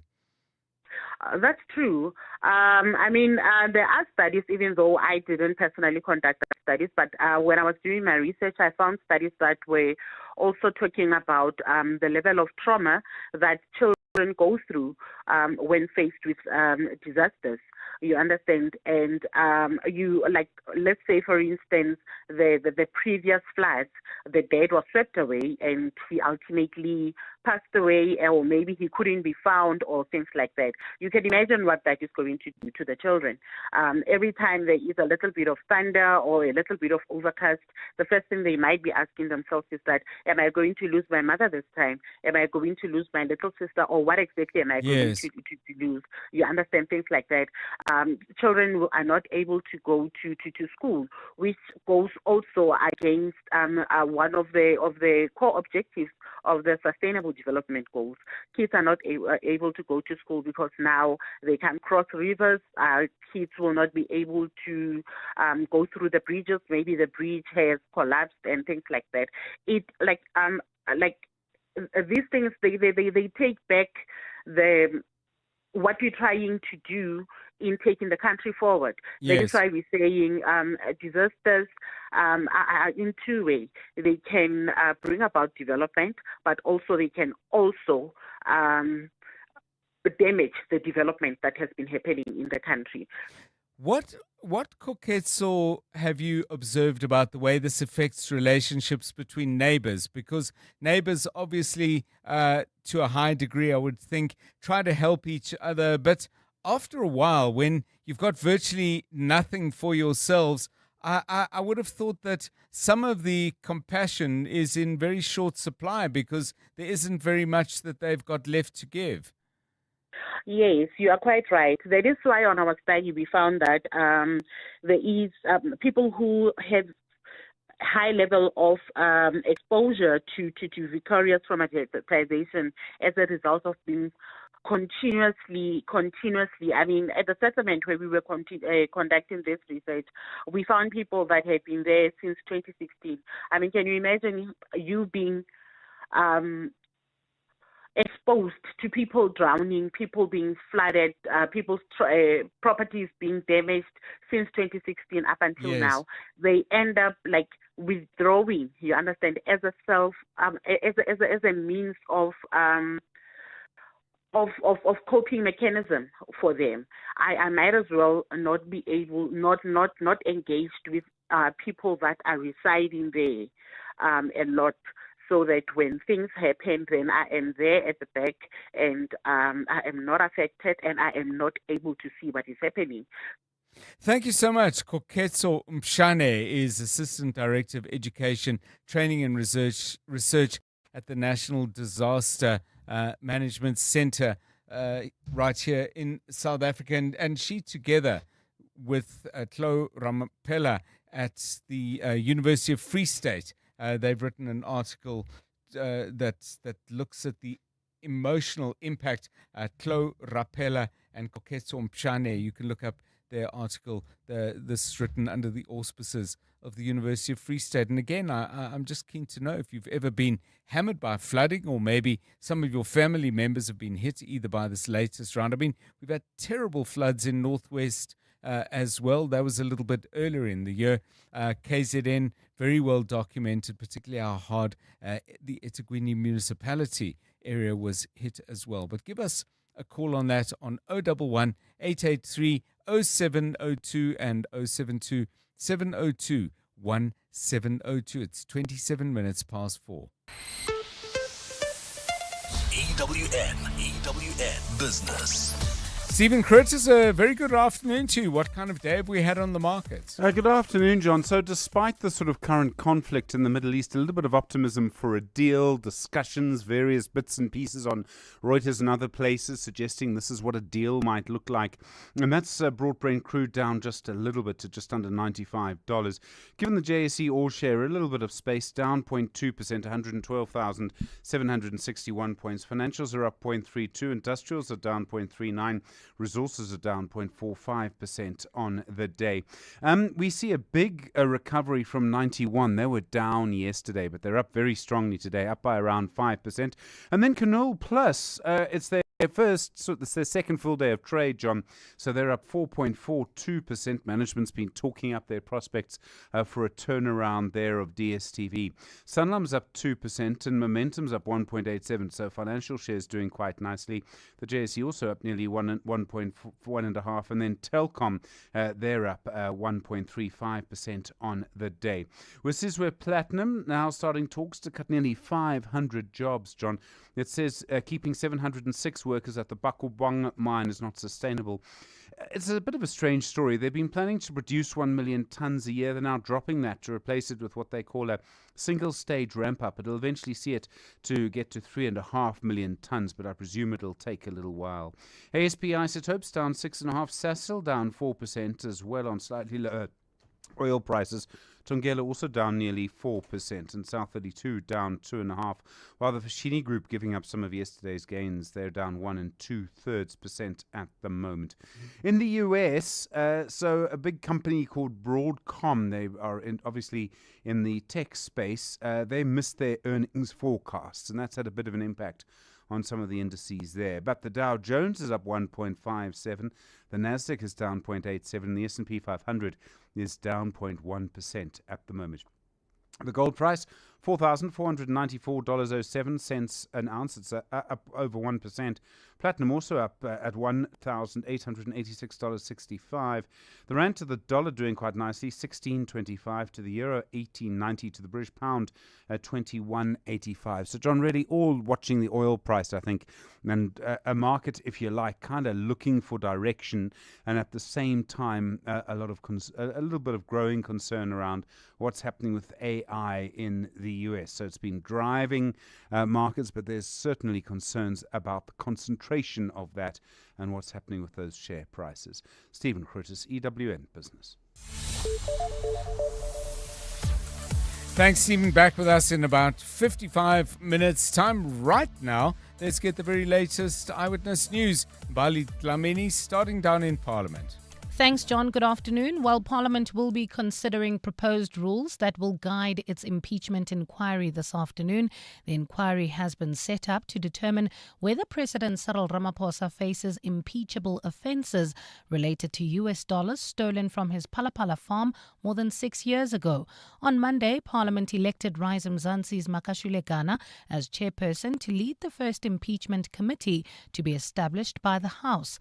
While Parliament approved broad rules on the steps the Section 89 inquiry should follow back in 2018, it's still yet to determine the guidelines for how such a committee should function. Lindsay Dentlinger reports. At a first meeting to review the House rules on impeachment 2 weeks ago, political parties were asked to submit proposals on how the impeachment committee should function. This afternoon, the subcommittee will consider those proposals before making recommendation to the Rules Committee for onward consideration by the National Assembly. These include whether the inquiry should have an evidence leader, how it will receive evidence, and how witnesses will be treated. It will also outline the rights of the President to defend himself. Setting up the committee and how it will work come against the backdrop of President Cyril Ramaphosa challenging the parliamentary report that has given rise to the inquiry. He has filed a case in the Western Cape High Court set to be heard in early September, asserting that the report is fatally flawed. But he has not interdicted Parliament from proceeding with setting up the inquiry. Last month, the Constitutional Court ruled that Parliament must proceed with an inquiry after it rejected the report's findings in 2022. Lindsay Dentlinger, Eyewitness News, Parliament. Heavy rain has forced multiple road closures across Jeffreys Bay and surrounding areas as flooding, sinkholes and rockfalls wreak havoc across the Kruger region in the Eastern Cape. Residents from several informal settlements have been evacuated as rising water levels continue to threaten homes and lives. The Kruger municipality says both the Kruger and Luri dams are spilling at increasing levels. Mayor Hatting Borneman has urged residents to stay away from rivers and dams. We've had some sinkholes, we've had some rock falls. It is really rough, and our teams are working extremely hard to make sure that we get our roads cleaned, that we get our areas safe, and that we have as little damage to property, and obviously our lives are most important to us. He adds that community halls have been opened to accommodate displaced residents and those needing to evacuate. There's some warm blankets and mattresses and so on, and something to eat. Please make sure that you evacuate to our community halls. And in Hungary, charges have been dropped against Budapest Mayor Gergely Karacsony. Karacsony was facing charges for organizing the city's banned Pride Parade last year. In April, the European Court of Justice found that Hungary's 2021 anti-LGBTQI+ legislation was in breach of fundamental freedoms and core EU values. Last year's Pride March attracted a record turnout of more than 200,000 people, despite the official ban ordered under former Prime Minister Viktor Orban. The turnout has was seen as a strong rebuke of Orban's years-long clampdown on LGBTQI plus rights in the name of child protection. This year's Budapest Pride will be taking place on the 27th of June. A partly cloudy Friday in store for Gauteng tomorrow. Lows of between 3 and 6 degrees and highs of between 13 and 16. Well, at this stage, driving past Alexandra heading towards Germiston, expect more than a 30-minute delay on the N3 southbound from the Patloons change to London Road in Zakaria Park. Expect about a 20-minute delay as well. That's on the Golden Highway between the R554 and Freedom Drive in Doornpoort, Pretoria. Bumper traffic on the N4 eastbound between Dr. Swanepoel and the N1 due to roadworks. The top story in EWN, Parliament will be considering proposed rules that will guide its impeachment inquiry this afternoon. Clement Maniatella. Weekday mornings, 9 to 12. 9 to 12. Your industry mother, Lillian Dewey. Hello, Ma'am Lillian. Desmond, I love the fact that you love people and you respect people. That makes me so proud of you. You make everybody think and feel good they're special, which is a rare gift. Thank you, ma'am. And Thank you so love much. you and I wish you everything of the best. And on a little part for take it ratang to Barike Clement. Barike Clement. Clement, tswa hlala kahle high school. I get to go to sekgwa se simpile kae cause hlala kahle ha ina sekgwa se. Clement Maniatella. 9 to 12 on 702.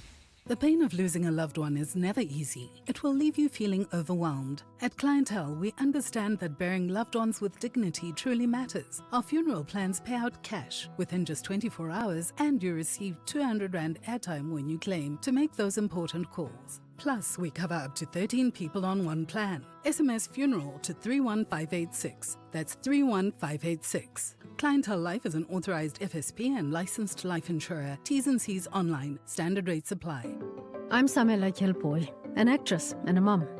Do you know what's in your cupboard? I've been trying to be intentional about the food I buy and keep in my cupboard. Unhealthy packaged foods can lead to hypertension, heart disease, and diabetes. Support front of package warning labels on unhealthy packaged foods, high in saturated fat, sugar, and salt. Join me. Sign the petition on healer.org. That's HEALA.org. If you work in marketing and you've delivered real business impact, this is your moment. The Marketing Achievement Awards, now in Season 6, is South Africa's leading platform recognizing strategic marketing excellence. Whether you're in a corporate, agency, startup, or in-house team, the MAA celebrates smart thinking and real results, no matter your budget. Entries are now open, so don't miss your chance to be recognized. Visit marketingawards.co.za to download your entry kit before the 11 July deadline. The Marketing Achievement Awards, presented by Prime Media Broadcasting. 702. WhatsApp John on 072 702 1702. Hi there, 702. As a Swedish person living in South Africa, in Gauteng, I love the winters. They are much nicer. There's sun all the time. The only thing I hate is the coldness inside the houses. The houses are more cold than outside. So if I could afford to insulate and do all that, winter is the best. And going to the national parks, we are traveling in 2 weeks to Transkalahari. It's going to be nice and cold, but beautiful. Afternoon, John and Tim Aparia from Rodipot. What I like about winter is you can do a nice afternoon run without getting burned, as I'm going to do now. And your body is just cool, because my body gets hot very, very, very, very fast. So now it's a little bit cold, so it's easy for you to do longer runs without even sweating. Hi, Johnny, and the team, and on everyone. I'm someone who has sinuses, so winter for me is the best season. I can dress up and be warm and don't worry about that we do when we have sinuses. Thank you, John. Good show as always. Yeah, thanks. We asked you what you like about winter. We thought we'd wait for a properly cold day. I think today's properly cold. Yeah, I mean, it don't think it's going to warm up for a while based on the weather forecast for the Eastern and Western Cape, which is to some degree affecting the kind of weather we're having at the moment. But time for a few more, please. What do you like about winter? If anything at all, share it with us. 011 883 0702 072 702 1702. And do remember, by the way, you can follow our show and all the shows on 702 in many different ways. You can listen on your radio, the way you have probably been doing for decades, or you can listen on the Prime Media Plus app. Download it onto your phone. It's really excellent and convenient. And of course, that means wherever you are, as long as you can get yourself connected to the internet, you are able to connect to us literally anywhere in the world. Anyone on the other side of the world who's listening on Prime Media Plus, give us a call and tell us where from. 21 minutes to 5. EWN Sport. Well, Tolakele teams arriving for the World Cup, and Africa's standout team, I believe, have just touched down. Absolutely, John. Morocco have landed in the United States ahead of the FIFA World Cup, where they'll be stationed in New Jersey for the group stage campaign. It'll be Mohamed Wabi's first tournament in charge, having replaced Walid Rigaru, who led the Atlas Lions to the semi-finals in Qatar. Ashraf Hakimi and his teammates will play one final friendly against Norway on Sunday before they open their campaign against Brazil on June 13th. Really happy to be here, to be part of this important tournament. We are really excited to start and to feel the support of the all Moroccan people in America. Of course, we are a little bit tired. It was a long flight, but really happy. Like I said, we are happy to be here. We can't wait to start training and see the atmosphere, like I said, of the Moroccan and all the support in America. So really happy and excited to be here. Manchester City are considering taking legal action after Real Madrid presidential candidate Enrique Riquelme promised to sign striker Erling Haaland if he wins. The renewable energy magnate is challenging current President Florentino Perez for the position, and during a TV appearance on Wednesday, unveiled a Real Madrid shirt bearing Haaland's name. After the stunt, he promised to activate the player's release clause because he believes the forward would like to join Madrid, claims that were swiftly denied by Haaland's father and agent before City also rubbished the suggestion. Switching over to the French Open, where Mira Andreeva has become the fourth youngest woman to reach the French Open final in the past 30 years after a 6-1 and 6-3 win over Mata Kosic. She's also the first player, man or woman, born in 2005 to reach a major final. Her opponent in Saturday's finale will be revealed after the clash between Diana Schneider and qualifier Maja Kwalinska.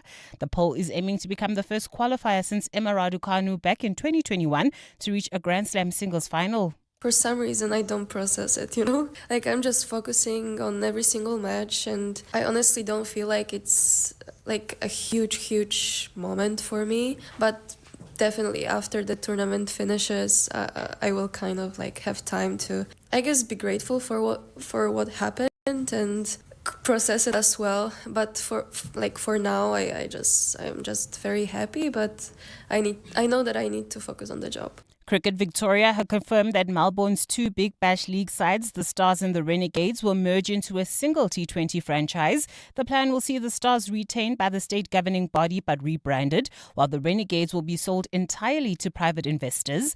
The move follows the stalling of a Cricket Australia proposal to partially privatise the T20 League's 8 teams. That's in order to shore up the game's financial future.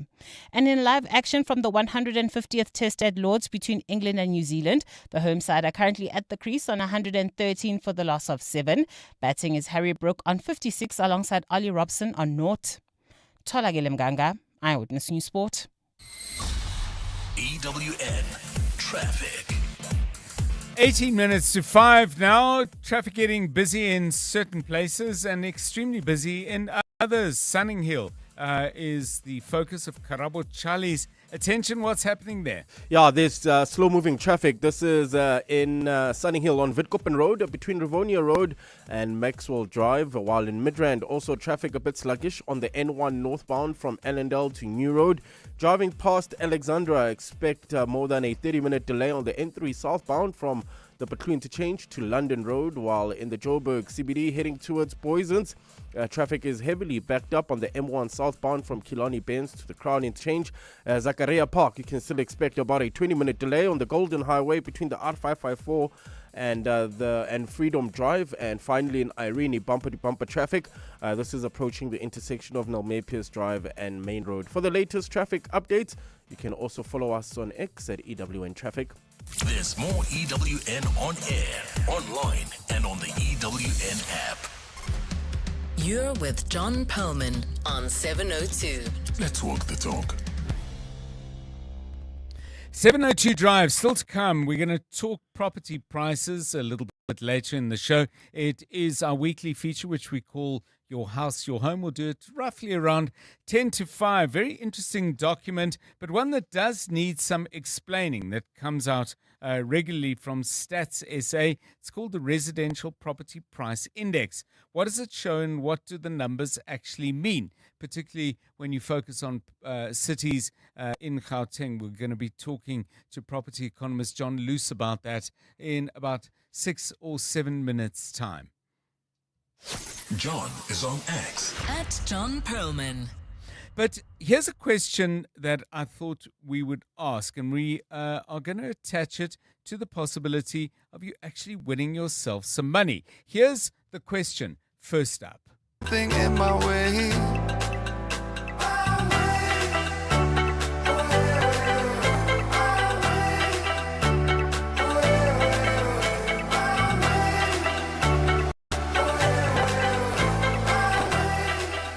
My Way by Calvin Harris. Yeah, it's not only Frank Sinatra who had a song called My Way, and My Way gives you a clue as to what the prize is. Throughout the week, we've been giving away 5,000 Rand in fuel vouchers. More about that in a moment, but let's get into the issue at hand.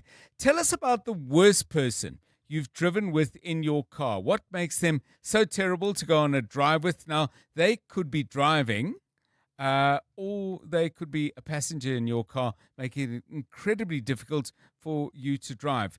Karabo Charlie, we have to start with you because, you know, cars are your thing, certainly on this show at least.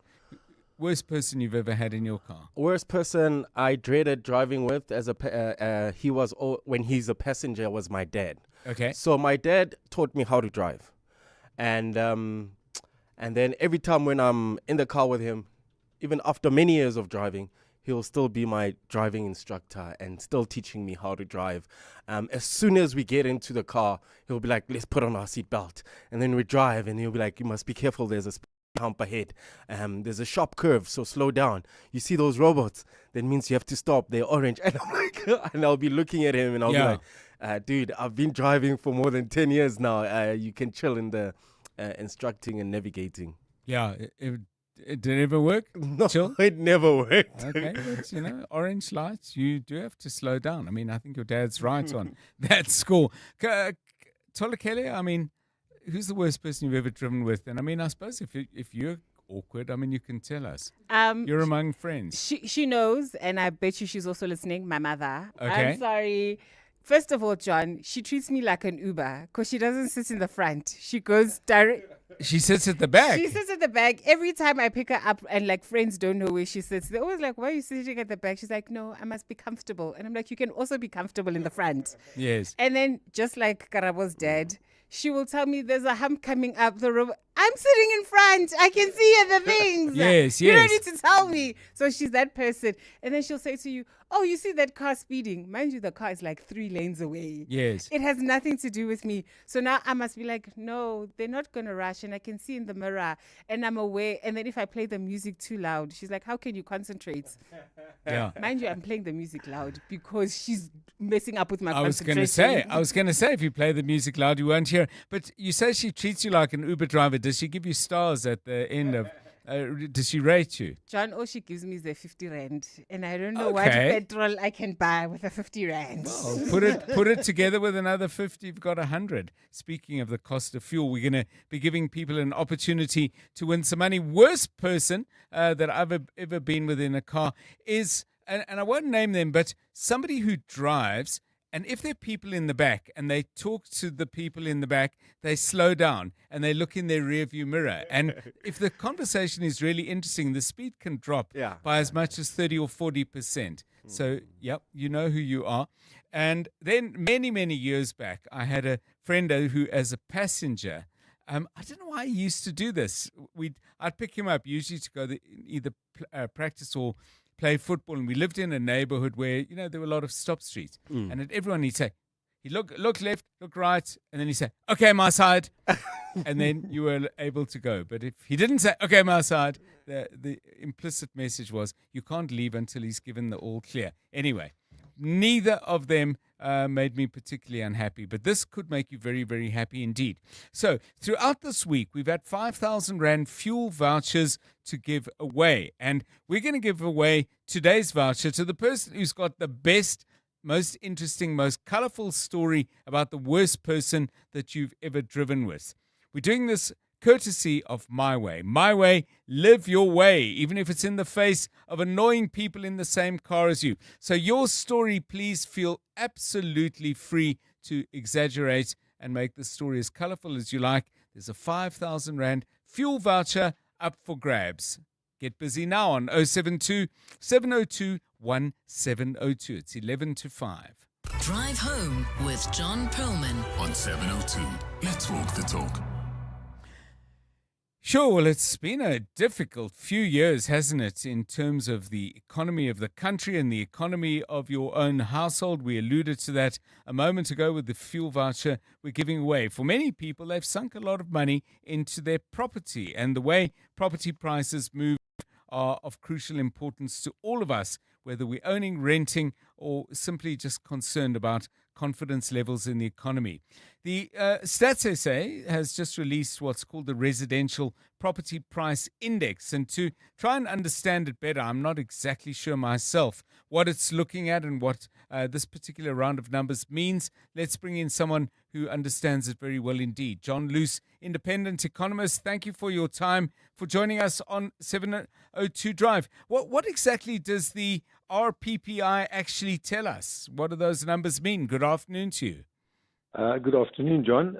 Well, it's an index, so the value of the index doesn't mean very much. We just look at growth rates with it, sort of similar to the CPI, I guess you could say.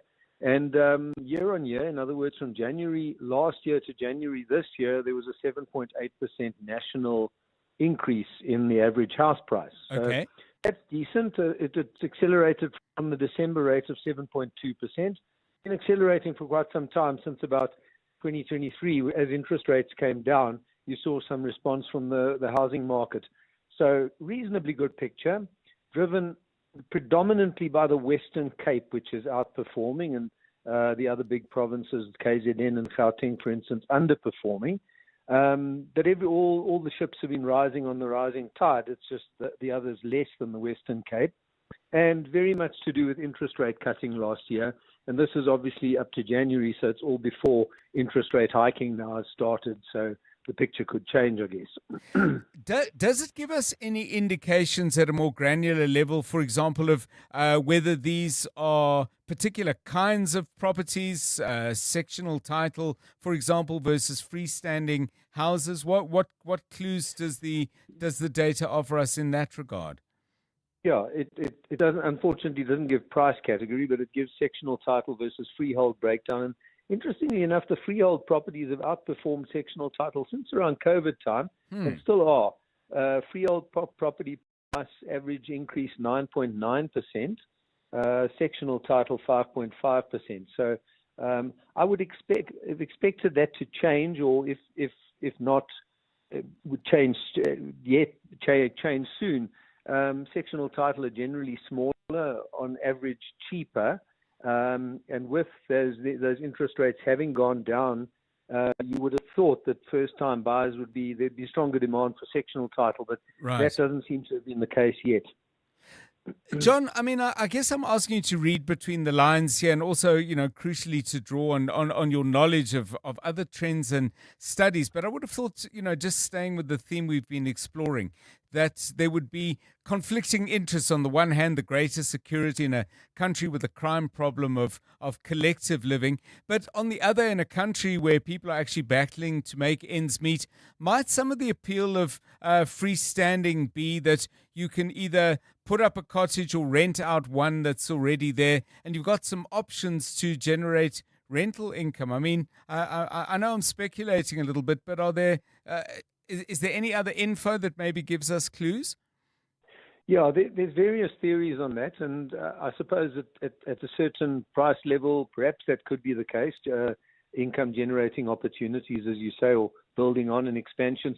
The one theory was that from COVID lockdown time, more people wanted more space. Yes. As a result of those lockdowns. Now, I don't know. This is 5 years, 6 years on from the lockdowns. I don't know if that's still driving these freehold properties, but that was the theory around about the time of lockdown, that a lot of people working from home, and therefore you're living in your property more of the day, more of the week, and so it's nice to have a bit more space and luxury, I guess. I want to just go back then to the numbers generated by Stats SA and just get you to shed some light on this. I'm seeing a number in front of me. The index for properties sold for the first time had an increase of 2%. The increase on the index for resold properties substantially higher at 7.6. I mean, what does that point to, and is it important? Yes, that is important. That's another feature of this index. So that as the interest rates came down, the resold property inflation rate started to overtake the properties sold for the first time, the newly built properties, I interpret that as. Now, that is important because what typically happens when interest rates come down is first demand builds up in the existing property market. Oversupplies there are mopped up, and inflation starts to outpace the newly built properties, and that creates a better environment for the building sector to be able to bring more competitively priced stock to the market. Right. Unlike when the other way around, when interest rates are going up and there's very little demand for resold properties and a glut on the market, then there's no demand for newly built properties. So that's typically what I'm not sure how much of that's going to happen now, given the sudden turn in inflation and interest rates that's come. But it was creating a better environment for newly built properties, because resold properties were getting more expensive relative to the newly built properties. So that was quite important for the building sector. And just finally, to sort of zoom out, I suppose, from the specifics of the information released today, and more broadly, I mean, your take on, particularly in Gauteng, if you can, how's the market looking now? I mean, there's certainly the slight dampener of an overall worsening situation around inflation. The interest rate hike, albeit just 25 basis points, would be a factor in all of this. Gauteng property prices generally moving in a positive direction, or might we go into a bit of a stall now? I think possibly a stall. They were moving in a mildly positive direction, but to give you an idea, City of Joburg 4.7% year on year, Kuruleni 4.4%, Tshwane 4%. So it's in the fours. It wasn't wonderfully higher than inflation. I think it goes into some sort of stall and possibly goes back to below inflation. Unfortunately, Gauteng hasn't been performing well for quite a while. Job creation in Gauteng, the employment numbers show substantially slower growth in Gauteng compared to, say, the Western Cape. I think its economy is just, with all the services and infrastructure challenges and the net emigration of skills more to the coast, I think that it's to be expected that a province like the Western Cape, which is outperforming probably economically, would outperform in the house price in terms of house prices as well. Thanks so much. John Luce, independent economist, released today the Residential Property Price Index. Lots of interesting stuff there. And we thank John for pulling out the trends and making a sometimes complicated picture a lot simpler and clearer than I would be able to do, which is why we invited him on. Keen to hear, by the way, if you're an estate agent or working in an estate agent's office in whatever capacity, how's life? How's work? I mean, has it been very, very difficult over this year, particularly after the conflict broke out in the Middle East and the concomitant concerns that flowed out of that around petrol price, inflation, and so on. How do you keep going? And are you having sufficient success to, make you feel, well, we can get through this and there's something brighter on the other side? Call us if you want to share your experiences on that. 072 702 1702. The Midday Report. Weekdays, 12 to 1. I get the sense that people are generally just not happy with the number of foreigners, even legally, that are in the country. I may be wrong, but that's the sense that I get. Mandy, you are wrong there. I don't have a problem with foreigners, but what I have a problem with is people who break into our houses and kill people. And then when we catch them, we find that they are illegal, they don't have any papers. And then someone just ends up being lost in the system. Hi, Mandy. As long as you look foreign, you will be treated in some funny way. So I think, Mandy, you were correct. It is anti-foreign. The Midday Report With Mandy Wiener. 12 to 1 on 702. 702. Chamberlain now has 10 branches throughout Gauteng, with 36,000 items in stock 98.5% of the time. Our available and knowledgeable staff are ready to help you. Big on stock, strong on service, built on values. Chamberlain, famous for hardware since 1903.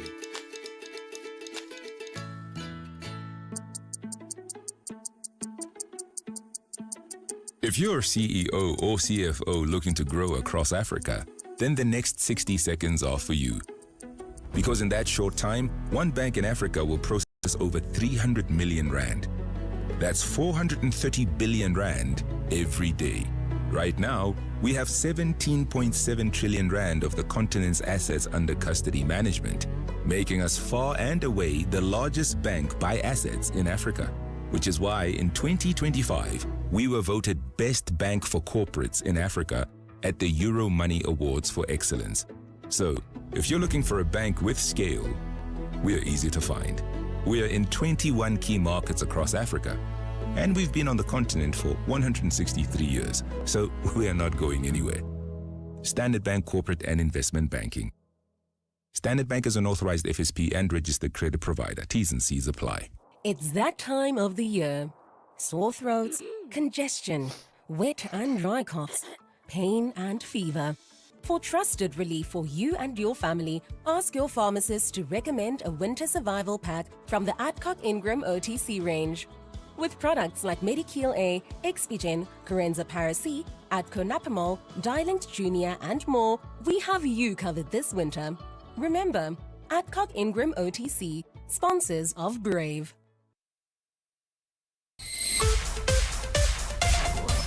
This is EWN. The Nulane corruption case has been re-enrolled in court and a second vehicle recall just this week.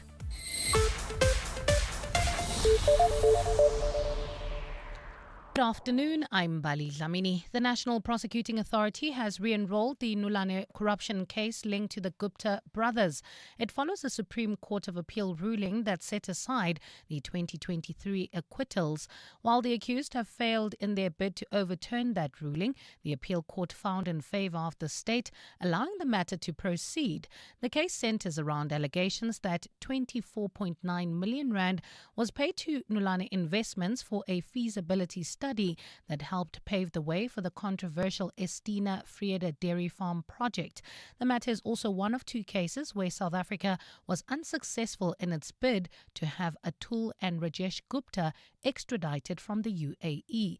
NPA IDAC spokesperson Henry Mamutame. The accused bid to persuade the Constitutional Court to overrule the SCA's decision was also dismissed prior to the state summoning them to court for the matter to be reinstated. The case was postponed to 22 September 2026 for the disclosure of the docket.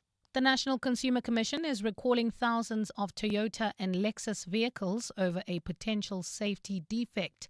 The NCC says the affected 6,500 cars was sold countrywide between 2022 and 2025. The Toyota models include the Crown, Land Cruiser 300, Prado, RAV4, BZ4X, and while the Lexus vehicles are also across multiple models.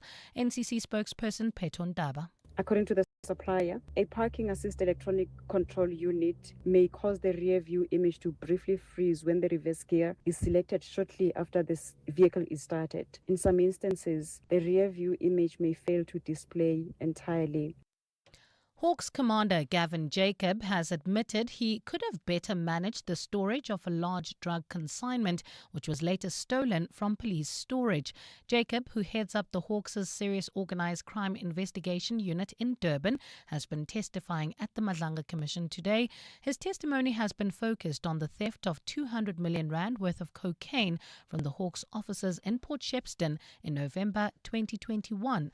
Tabiso Koba reports. The SAPS has a guideline for how police officers should conduct drug seizures. The National Instruction 8 of 27 for property and exhibition management. During the extensive cross-examination between today and yesterday, Hawks Commander Gavin Jacob admitted several times he failed to follow the guidelines listed on the National Instruction. This includes storing the confiscated drugs at a police station near the crime scene. Jacob says he assumed the police stations near Isipingo didn't have enough storage space. However, he later admitted he never called any of them to check.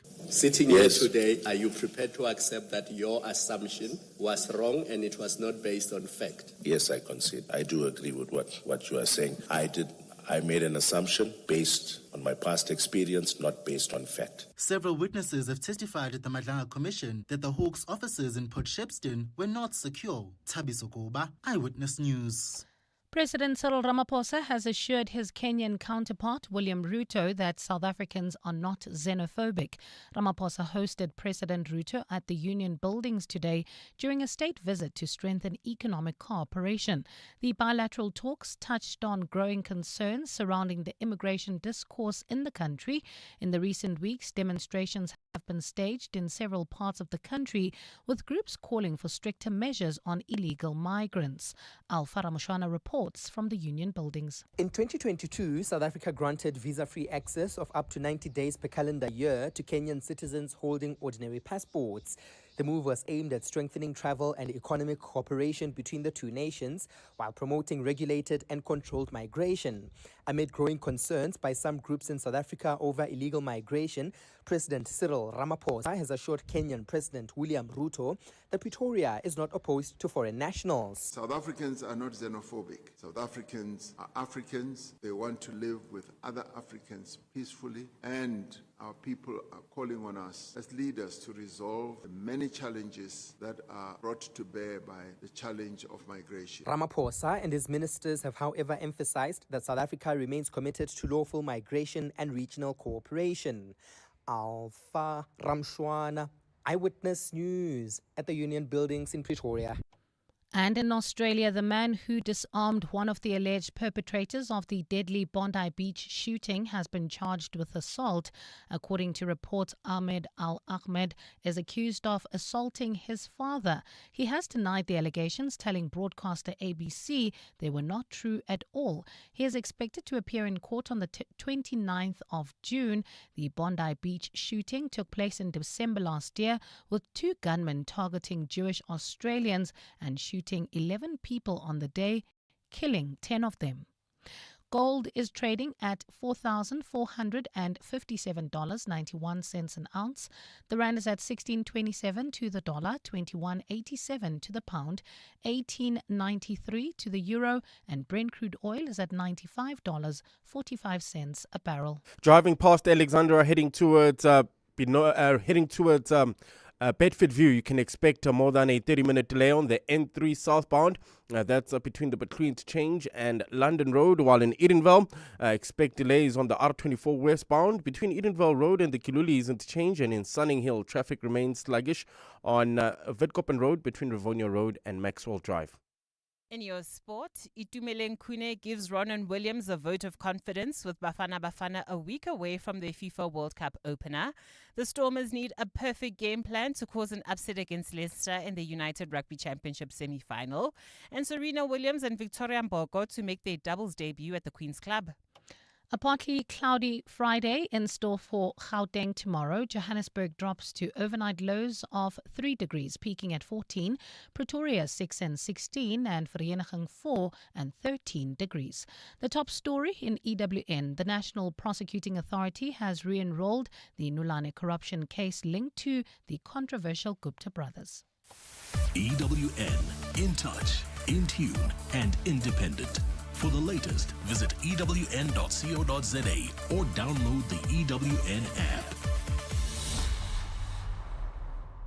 We're calling on Joburg to walk the inner city with us. In 702 Josie My Josie Walk the Talk. Babize bonke. Enter now on primemediaplus.com. 702. Drive home with John Perlman. John Perlman. 3 to 6 p.m. on 92.7 and 106 FM. Let's walk the talk. 702 Drive, it's 9 minutes past 5. Good to have you with us. Coming up on the show in the next 5 or 10 minutes, make it 5, we're going to be chatting to legal analyst Mpumelelo Zigalala. There are reports coming out that say that a date has now been set for President Cyril Ramaphosa's review application that he wants to have set aside. The independent panel report way back in 2022 that was presided over by Judge Sandile Ngobo and looked at his potential culpability in the Phala matter. Now, the big question for me is if there's a court date on the 2nd of September, that's 3 months away. Does the parliamentary committee that is looking into the Phala issue simply go ahead with their work? Or does the review actually suspend some of their activities? I'm not sure there's a single answer to it, but we're in good hands with Mpumelelo Zigalala. He'll take us through the different possibilities, and he'll do that with us coming up shortly. We'll, of course, update you on what's happening in the world of business, traffic report as well, and we're going to be playing you some music.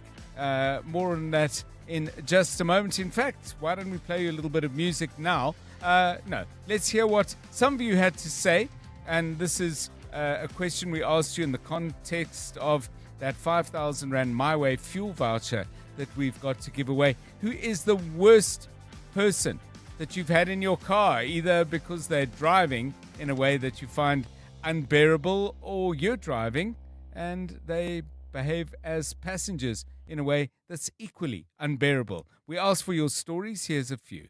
702. WhatsApp John on 072 702 1702. I'm Tate John. So the worst person to drive with in the car is my wife, right? So bear in mind, I actually taught her how to drive.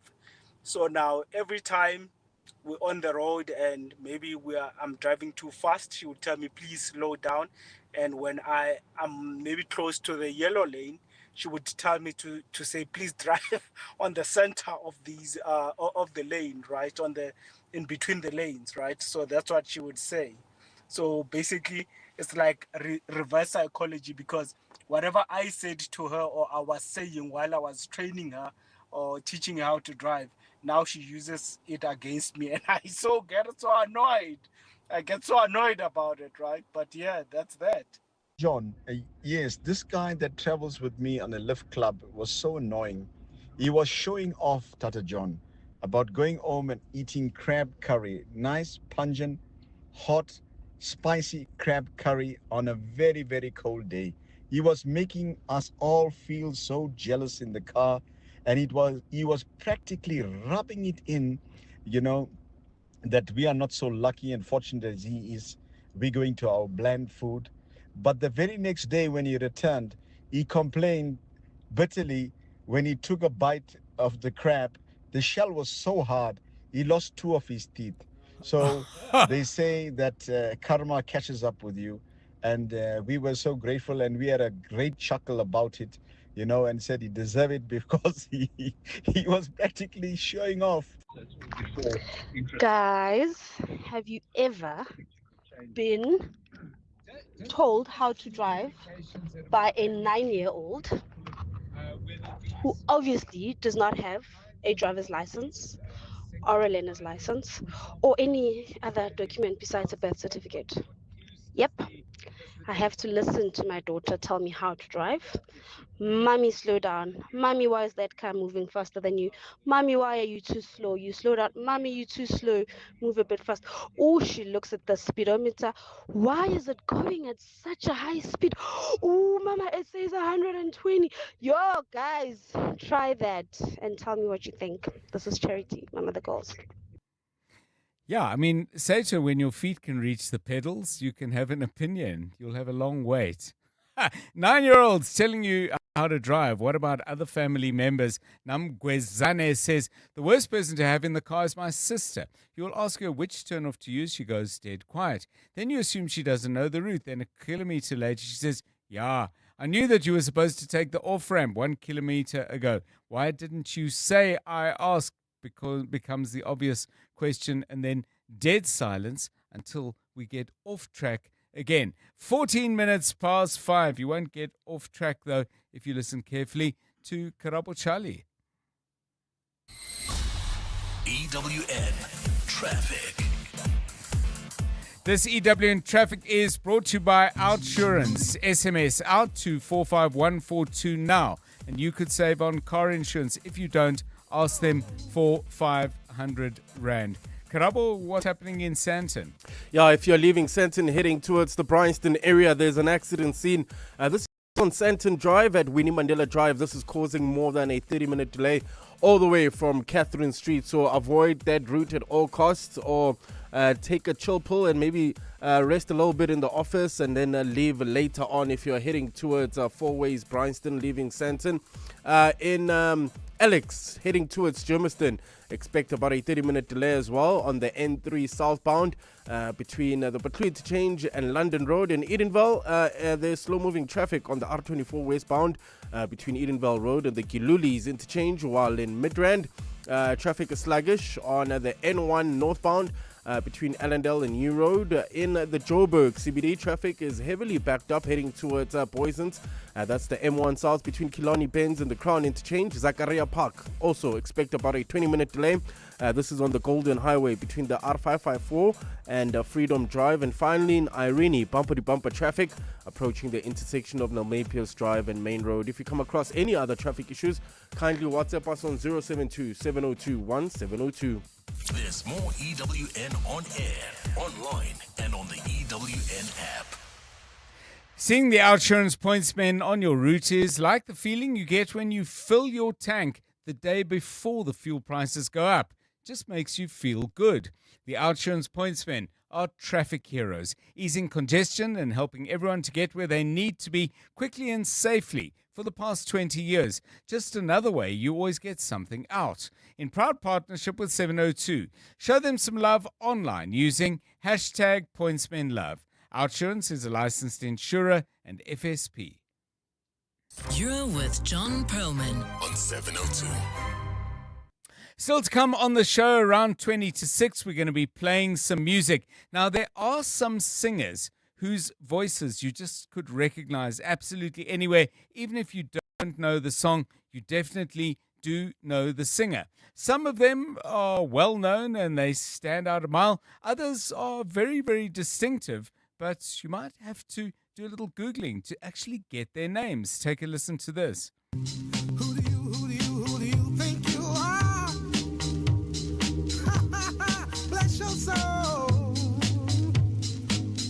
You really think you're in control? Well, I think you're crazy. I think you're crazy. So that's Gnarls Barkley. Do you know who the vocalist was as part of that duo? Danger Mouse was the other half, but the actual singing, I'm not sure all of you would know the name. What we want from you, by the way, do drop me a note if you know the name of who actually does the vocals on what I thought was a really classic, popular song. But we want to hear from you other singers that for you, you could just pick them out in a well of noise and just say, yep, that's the one. 702 Drive. We'll talk law and the president and parliament in a moment. It's 18 minutes past 5. in the last 24 hours. This is what's happened in your world. Senior Hawks official in Durban, Gavin Jacobs, says he regrets the way he handled a major drug bust in the coastal city. In 2021, Jacob was in charge of an operation where police intercepted a shipping container carrying 541 kilograms of cocaine. In November of the same year, the confiscated consignment with an estimated street value of 200 million rand was stolen from the Hawks offices in Port Shepstone. Jacob says at the time, he also thought there was no reason to call the local criminal record center to the scene as they were unlikely to find any useful evidence. EWN, in touch, in tune, and independent. The 702 Josie My Josie Walk the Talk is calling on you to walk with the people, for the people on Sunday 26 July. Babize bonke. And this year you can choose from 3 different inner city routes. The 8-kilometer 44 Main Street route takes you from Ellis Park through Maboneng and Jewel City, past the Field of Dreams and the Maharishi Invincibility Institute. You then go through the Main Street precinct, Gandhi Square and past the Carlton Centre, finishing off at Ellis Park. So whether you're taking on the 8K, 5K or 15-kilometer walk, enter now on primemediaplus.com and get ready for the 702 Josie My Josie Walk the Talk, hosted by the City of Johannesburg. Hey besties, DJ Zinhle here. Did you know that when you buy any 4 Knorr soups, you could win your share of 500,000 rand? Just WhatsApp your till slip to 087 265 1280 and make it Knorr with Knorr. T's and C's apply. 20% off all Pocket Spring mattresses. Invest in your health with a good night's sleep from Dial-A-Bed. Pocket Springs provide head-to-toe support with reduced partner movement, which means better sleep for everyone. Shop our Pocket Springs in-store or online today for your 20% off. Plus, get next-day delivery on our best sellers. Dial-A-Bed. Sleep for life. My name is Richard Sutton, and I'm the host of the podcast Shift Happens.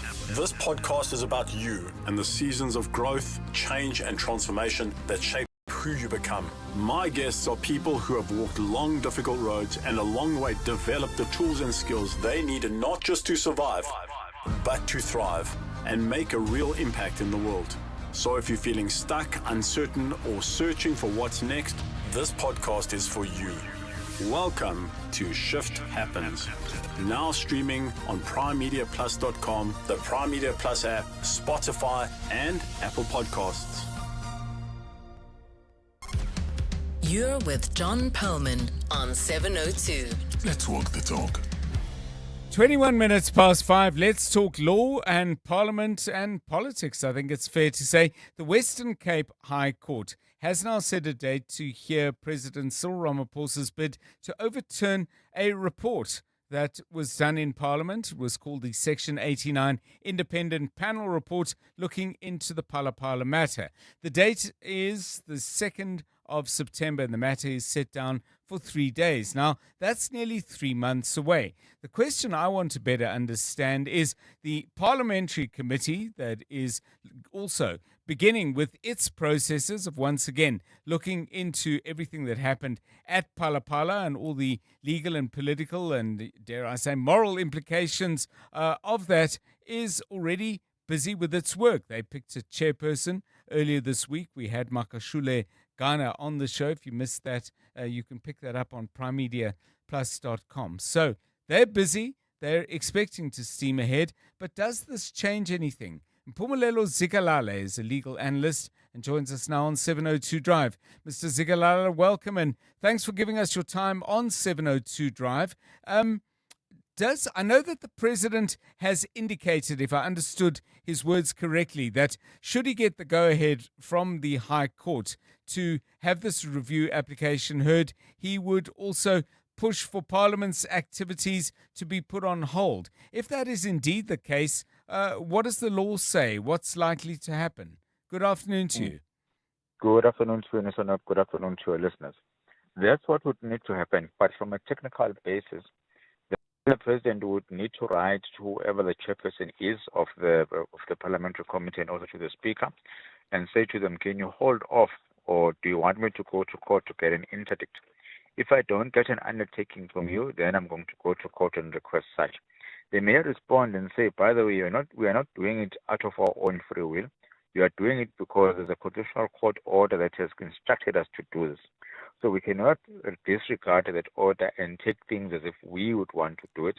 We can only be stopped if there's a court order that has been issued. That will force the president to go to court on an urgent basis to say, can you issue out this particular order? The review, the report that they need to review is still being reviewed by me in the High Court, and for them to continue will be premature. Give me an order that will stop them or that has instructed them to do so, and then we'll take it from there. Just if we step back from the process, and it's very useful what you've outlined for us, Mr. Zikalala, but I mean, let's say it goes to court and they're looking for an interdict. Is there any guidance in case law or in laws of fairness that, well, you cannot proceed on the basis of a report that is itself contested? On one level, it sounds reasonable. I'm sure there's an equally reasonable argument that says, well, the Constitutional Court has given Parliament a task, and there's a national interest in that task being set about with vigor and haste. Then you'll have to go back and be technical in the analysis. First, let's look at the order of the Constitutional Court. Now, the Court did not say impeachment committee must sit and consider the report. It says it must be handed over to them, the difference between the two. Yes. So the establishment of the committee, yes, that can be done. Handing it over to them so that they have a report on their hands, yes, can be done. But what you are interdicting is the deliberation of that report. Now, you then go back and you say, on a technical basis again, I, as a president, I'm going to go to court and prove four things. One, there's a right which I need to protect, which is my political right, and all the others that are applicable to him. Secondly, I have no other alternative remedy. I've gone and I've written to the Speaker. They've said no. I've written to the chairperson of the committee. They've said no. The only option that I have now is to go to a court of law so that I can be able to get my yes to halt this process. Why am I halting it? On a balance of probabilities, I'm going to suffer irreparable harm if there's a report which is going to be discussed, which I'm going to dispute, that may have an opportunity or the possibility of being struck off as if it was never written ever again. Meanwhile, I have gone to sitting and things being said about me that should not have been said at all because the report is flawed in the first place. And then the last one, on the balance of probabilities, I'll be able to prove that I'm correct in my submissions based on the things in which I've raised on the report. On that basis, then the court will come back and say, okay, we do hear you. We do hear where you're going with the stance and everything that is there. The Parliament will be able to comply. Let's also protect your rights in the process. If you don't do so in this way, the matter is not urgent, then it means that the impeachment process will then continue while this report is being reviewed. But it doesn't make rational sense. But for the existence of the impeachment report, this impeachment committee activities will not be there. So if you remove the report, then it means everything else that comes afterward will have to be put aside. Another point would be this one. Don't engage in things which are going to cost you time and money. Right. That have made the results, or that may be not be required at a later stage. So allow me to do the review, and then you can do it later. The ruling of the Constitutional Court did make reference to a review application and its possible success. Is there any guidance in the Concourt's ruling as to what role that would play in either staying or limiting the activities of the parliamentary process? In fact, it would assist the president, in which he can then come back and say, even the ruling that you are relying on did recognize that you have the power to take this particular report on review. So whilst I'm doing so, and there's a possibility that the report will not suffice in terms of being a report that can be tabled at the impeachment committee or be considered by it, give me an opportunity to go and deal with it also. Now, in terms of what you are reviewing, you are then saying, I want to look at it from a basis of the merits and also the basis of procedure. Right. The one point would be, what were you given to do? What was your task? Your task is not whether to look whether there is enough evidence or not enough evidence, was to look at on the basis of what you have. Can you conclude that there is sufficient cause or sufficient things that would require that impeachment committee be created. If there is none, it's not up to you to then say, go and look for more information or create another committee. It's to simply respond and say, based on the task that you've given me, I've made an assessment. There's nothing there, there's no evidence. Or based on the task that you've given me, there is evidence. Go and impeach, go and ask the president for account. Thank you very much. Well, it does set out the road ahead. Hard to know what will happen.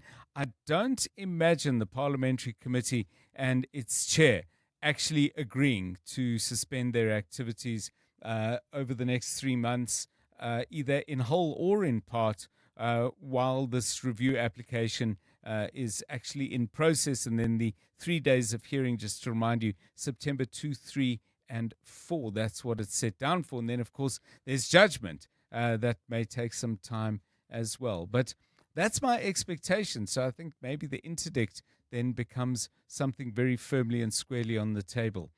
If you've got a view on that, either from the point of view of law or just simply the view of a citizen as to whether the president is going about this the right way or should rather get into the merits of the Pala matter much earlier, and not waste any more time. Whatever your view, give us a thought on 072 702 1702, 29 minutes past 5. EWN Business. Stephen Curtis, a very good afternoon to you. Are we being buffeted by international winds or making our own decisions based on our own circumstances? How's the day been? When have we ever made our own decisions, John? Good afternoon. Yeah, look, oil prices having a bit of an impact. It's been creeping up slightly.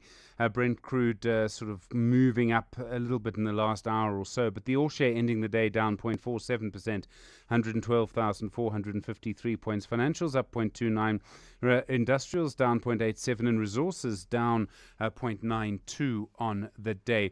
Interesting to see how 91 has recovered very nicely. They're up nearly 5% on the day. They had the results out yesterday. And Canol Plus, their second full day of trading on the JSE, up 4.16%. Sanlam and Momentum both up by around 2%. And PSG and the PSG Finance and the JSE up by around 1.5%, and ABSA also up 1 1/3% today. ASP Isotopes down nearly 7%. Tungela and Sasol are both down by 3%. I think mostly because there's been sort of weaker oil prices through much of the day. And then Naspers also down 2.21%, and the Foschini Group's giving up some of yesterday's gains. They're down 2%. With Sizwe Platinum now starting talks to cut nearly 500 jobs. This is at the Bakobang mine. They say keeping the miners there. They've got 706 workers there. It's not sustainable. And so that's been a bit of an issue for them today. In the US, Broadcom, which is a big chip company, had missed its revenue guidance, and that had a big impact on indices as they open. But things are turning a bit positive now, John. There's still, as always, this optimism around a deal between the US and Iran. But at the same time, I think the other thing that's going on is just the sort of AI froth. Bear in mind, we also have the SpaceX IPO next week. It's going to be the biggest in history. And so there's lots of excitement around all of that. The Dow Jones is up 1.68. The Nasdaq is down 0.47, and the S&P 500 is up 0.08% at the moment. The gold price, $4,470.86. An ounce platinum, $1,891.60. Brent crude, $95.19 a barrel right now. The rand holding its own, though, to the dollar, 16.27 to the euro, 18.92 to the British pound, at 21.86. On the Money Show tonight, we'll talk more to organised business around their comments that the situation in Joburg is now a national emergency. I thought that was a strong comment. We will also look at a big report out today from Standard Bank. They're looking at the issues around where Africa's wealth is. We look at deep fakes as well, and an investment school, everything you've ever needed to know about the Reserve Bank, inflation and interest rates. Stephen Curtis, EWN Business.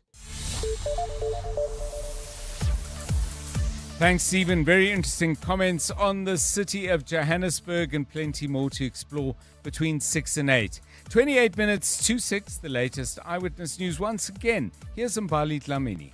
Thanks, John. Good afternoon. Schools in the Eden and Central Karoo education districts will reopen tomorrow after a 2-day closure due to severe weather. The regions were battered by heavy rain over the past 48 hours as a cut-off low-pressure system swept through. Flooding, rockfalls and landslides have disrupted several areas, and Education MEC David Maynier says schools that remain inaccessible due to flooded or blocked roads have been granted permission to stay closed and will communicate directly with parents. Schools will now implement catch-up plans to ensure that teaching and learning returns to normal, and schoolwork missed over the 2 days is covered. Political parties say the country is still not where it should be as both houses of parliament mark the 30th anniversary of the country's constitution. Members from all parties represented in parliament took part in the debate to mark the occasion today, but they feel more could have been done since the constitution's adoption. But members have reaffirmed the importance of the constitution as the country's supreme law. Babalondenze has more. The South African Constitution was adopted by the Constitutional Assembly on the 8th of May in 1996 after a series of negotiations after the 1994 democratic elections. Today, members gathered to reflect on 3 decades of constitutional democracy in a rare joint sitting with both the National Assembly and National Council of Provinces. Deputy Justice Minister Andri Snell opened the debate and reminded everyone on how the Constitution belongs to all. It is not the property of government. It is not the property of parliament. It is not the property of lawyers and judges. It is the collective covenant of the people of South Africa. But ANC NCOP delegate Moelo Nkonyana says the country is not yet where they want it to be. We must honestly acknowledge that whilst we are not where we were in 1996, we are also not yet where we want to be. FF Plus MP Corne Mulder, who took part in the Constitutional Assembly from 1994 to 1996, says the Constitution was not created by just one party. Babalondenze, Eyewitness News, Parliament. Build One South Africa has unveiled the grandchildren of late struggle stalwarts Nelson Mandela and Walter Sisulu as their councillor candidates in Johannesburg. Tembela Mandela, the great-grandchild of the former state president, and Ziega Sisulu, grandson to Walter and Albertina Sisulu, will be standing for Bosa in the upcoming local government elections. They were announced today during an event on Vilakazi Street in Soweto. In a statement, the party says the 2 candidates have joined Bosa's fight to restore collapsing local government and rebuilding trust in public representatives. A partly cloudy Friday in store for Gauteng tomorrow, lows of between 3 and 6 degrees and highs of between 13 and 16. Leaving Sandton, accident scene on Sandton Drive. That's approaching Winnie Mandela Drive. This is causing more than an hour delay all the way from Catherine Street. As a result, traffic is also sluggish on Greyston Drive in Sandton as well. Still heading towards the Joburg CBD. You can expect about a 20-minute delay on the M1 southbound between Marlborough and Athol, Auckland. And in Edenvale, travelling towards Bedfordview, expect some delays on the R24 westbound between Edenvale Road and the Gilulis interchange. The top story in EWN, schools in the Eden and Central Karoo districts will reopen tomorrow after a 2-day closure due to severe weather. Bongani Bingwa, 702 Breakfast. Weekday mornings, 6 to 9. The president saying he is not going to be distracted by people with narrow agendas because South Africans are interested in the real stuff. Calls for him, of course, to come clean on the theft of this foreign currency at his Phala Phala. South Africans aren't preoccupied with that. South Africans are preoccupied with service delivery, not Phala Phala. And there's a delicious cartoon in the Business Day, and it's got a drawing of the president speaking at a podium. And of course, his prepared speech is about government crackdown on illegal migration and porous borders. But they're quoting him here as saying, "Citizens, I feel your pain. Not too long ago, a Sudanese businessman wandered onto my Phala Phala farm, leaving undocumented, undeclared $580,000. Hey, these migrants are a problem, eh? Hundreds of thousands of dollars in my couch. I know exactly what you are going through." Bongani Bingwa, 6 to 9. On 702. A bigger and better national lottery is here. Catch live draws every Tuesday, Wednesday, Friday and Saturday on ETV and SABC at 9 p.m. plus all your favorite games. Lotto, Powerball, Daily Lotto, Match Play, E-Instant, and Scratch Cards. Play online at retailers or on your banking apps. The National Lottery. More plays, more chances, more millions. Players must be 18 years or older. Play responsibly. The National Lottery is officially operated by Sizekaya.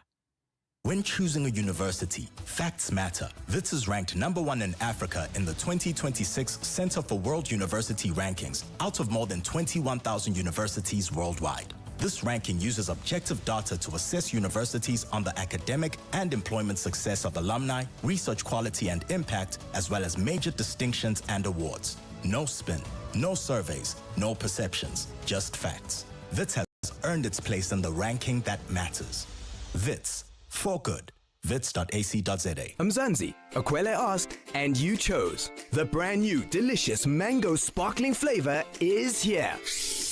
And now it's time to win. Akwele is giving away grocery vouchers and airtime every day. Plus, you could win one of 2 Suzuki Swift cars.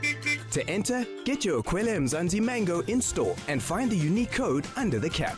Sunshine, joy, and refreshment in a bottle. That's the new Akwele Mzansi Mango. T's and C's apply. What if the problem you face became the business that changed everything? That's what Nedbank Business Ignite on 702 is all about. With this year's theme, My Pain, My Purpose, My Solution. We're calling on small businesses that turned real challenges into powerful ideas. You could win 200,000 Rand in cash, plus mentorship, business support, and tools to help you grow sustainably.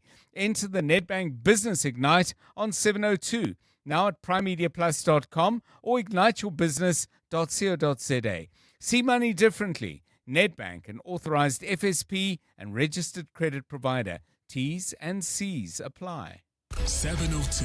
WhatsApp John on 072 702 1702.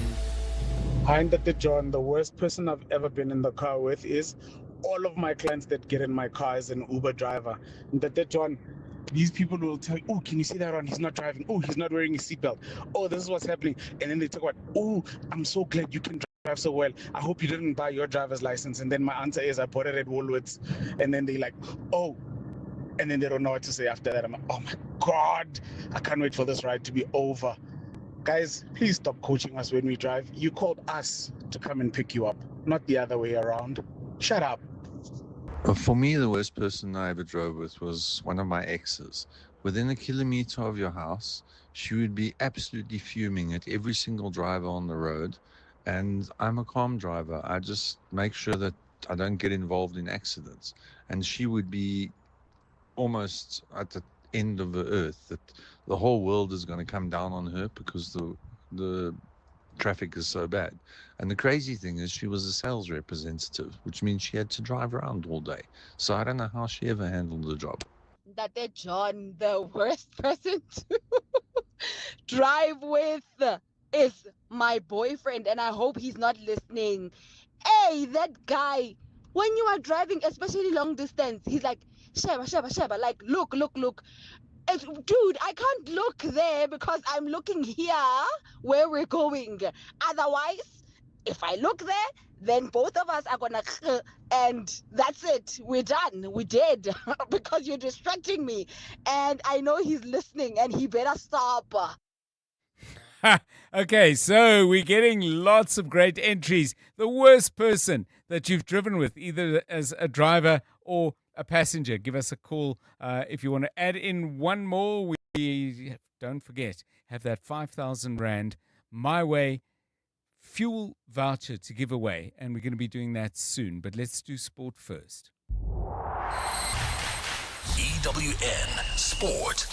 Tola Kelly Mganga with the latest. Good afternoon. Afternoon, John. And Bafana are a week away from kicking off their 2026 FIFA World Cup campaign, where they'll take on co-host Mexico. It's been 16 years since South Africa last appeared in the global showpiece event, and they're still looking to advance beyond the group stages. A lot of expectation will be placed on captain and goalkeeper Ronwen Williams, and one person who's backed him to shine is former Mzansi's number 1, Itumeleng Khune. I remember when we used to share a room at Bafana, I once told him that, bruh, we are not here to nurse each other's feelings, we are not here to be friends, but you need to push me to be better, and I need to push you to make sure that if anything happens, I don't get to start matches. You take over, and I'm nearing the end of my career, and you'll only have yourself to blame if you don't become number one and the captain for the national team. And I'm happy that he took the advice serious. I'm always proud to see him leading the team out of the tunnel, collecting those caps. The United Rugby Championship has reached the semi-final stage, and the games will see Glasgow Warriors hosting the Bulls while the Stormers are away to Leinster.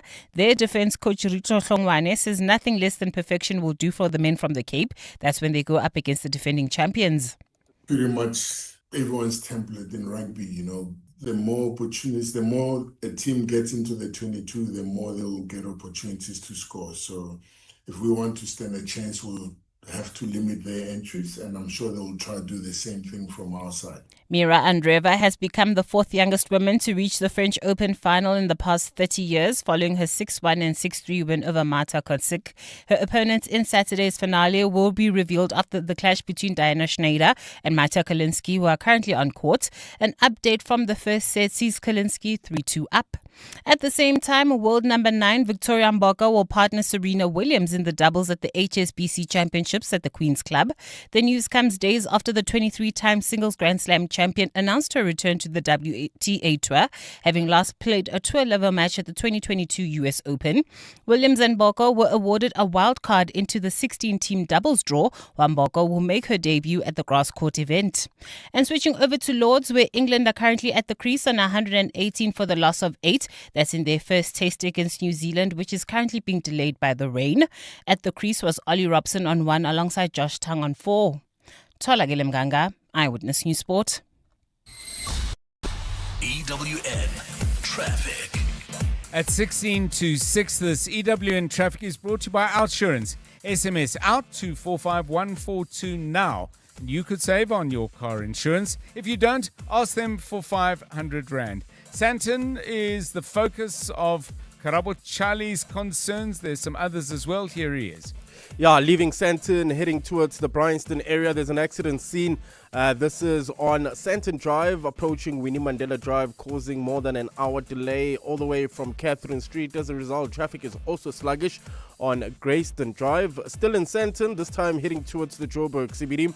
There's about a 20-minute delay on the M1 southbound from Marlborough Drive to Ethel Oaklands. Also driving through Alexandra, heading towards Germiston, expect about a 30-minute delay on the N3 southbound from the Between Interchange to London Road, while in Edenville also delays on the R24 westbound from Edenville Road to the Gilulies Interchange, and Midrand traffic remains sluggish on the N1 northbound from Ellendale Road to New Road, while in the Joburg CBD there's heavy delays on the M1 South.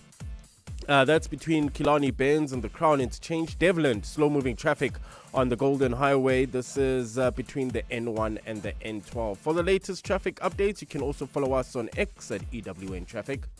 There's more EWN on air, online, and on the EWN app. Things people stress about in traffic. Number 50 was, as per my last email, too passive-aggressive. Oh, the torture. Well, with the Outsurance pointsman on your route, at least the traffic is one less thing to stress about. The Outsurance pointsmen have been easing traffic congestion so we all get to where we need to be quickly and safely for the past 20 years. With Outsurance, you really always get something out. In partnership with 702. Outsurance is a licensed insurer and FSP. 702. Call John on 011 883 0702. Well, we asked you for the worst person you've ever been in a car with. We asked you to tell us colorful stories, and boy, did we get some great ones. But I do think we have a winner. Good afternoon, John and team. Nice show as always. John, I'm gonna be in trouble for this. The driver at my workplace. Yo, that guy doesn't want to see any car in front of him. Like, he will drive like at 120, and then he will just go at the far side of the yellow line, and if there's a stop sign and there's a garage, he will via the garage so that he beats the robot. And let's not talk about the music he is playing. All genres, like terrible songs. By then, we are picking our bags on the floor. Remember, it's a big car, like the bus. Yo, and it's colleagues there. Nobody says anything. We just buckle up, like we hang on. And when it's on the corner or the curve, like we hug each other. Hey, John, Duma, boa. But you, John, I'll be in trouble. Shadia Maskral. So, Frida in Hammanskraal, good afternoon to you. Yes, I think you are going to be in trouble. Hey, that sounds like you have quite a journey every day. You're already in trouble, but you know what? I've got something for you. I've got something for you that will make sure that that trouble won't be so much of a burden. You sound like you need a fuel voucher worth 5,000 Rand, and that's exactly what we are going to give to you. So, I'm sure you can get some hugs now that don't depend going at high speed round a corner. Thank you, Frida from Hammanskraal, contributing that to us. And thanks, of course, to My Way for their generous contribution on 702 throughout the week with these fuel vouchers, coming to people at an incredibly difficult and painful time in terms of fuel prices on the one hand, but general inflation. Hard times, but My Way making them easier. My Way, live your way. You're with John Perlman on 702. Let's walk the talk.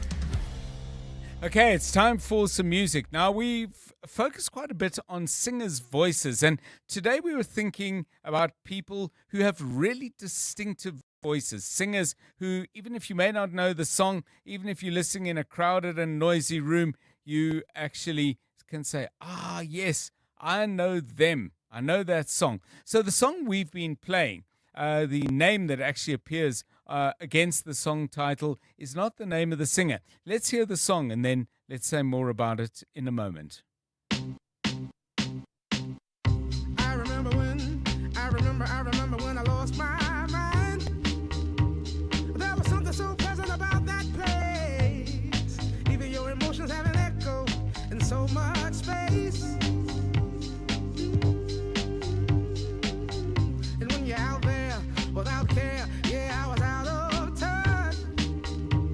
But it wasn't because I didn't know enough. I just knew too much. Does that make me crazy? Does that make me crazy? Does that make me crazy? Just two people, but boy, what a huge and deep sound. Danger Mouse, one half of Niles Barkley, and the other, Keta Zwane, is who? Open your mic. There we go. The other one is Silo Green, John. Okay. Yeah, and you picked this out. I mean, what do you like about his voice especially? It's just distinct and unique, and you can pick his voice from anywhere. It's just so easy to do so. Yeah, very, very special sound. Okay, so a voice that you particularly know, particularly like, and that you can confidently say you would recognize this absolutely anywhere. Give us a call on that on 072 702 1702. We've already got some great suggestions, but we can never have enough. Yours, please.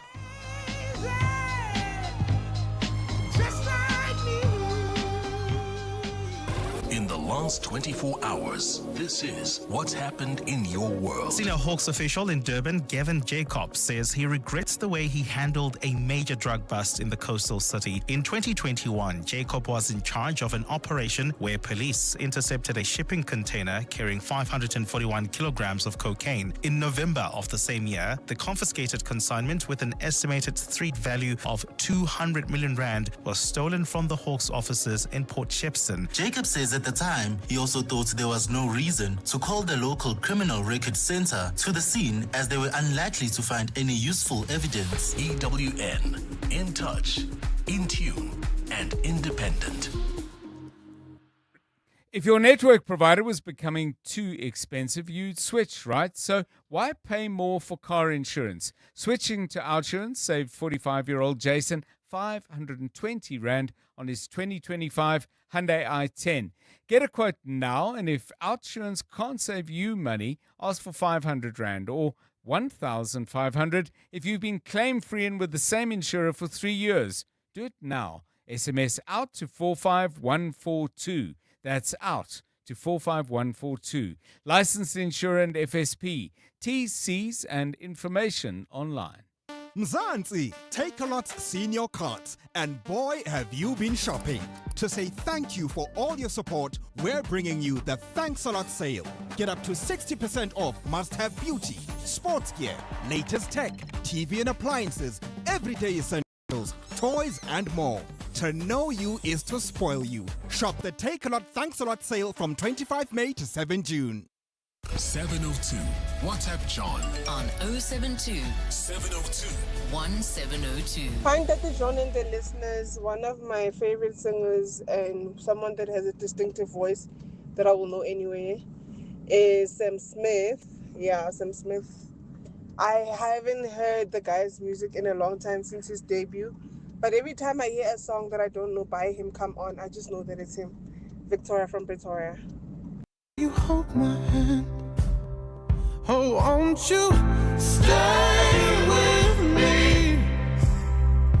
'Cause you're all I need. This ain't love, it's clear to see. But darling, stay with me. Why am I so emotional?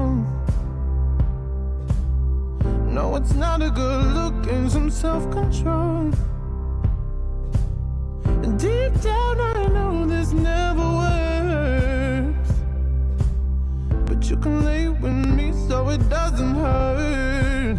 Oh, won't you stay with me? 'Cause you're all I need. This ain't love, it's clear to see. But darling, stay with me.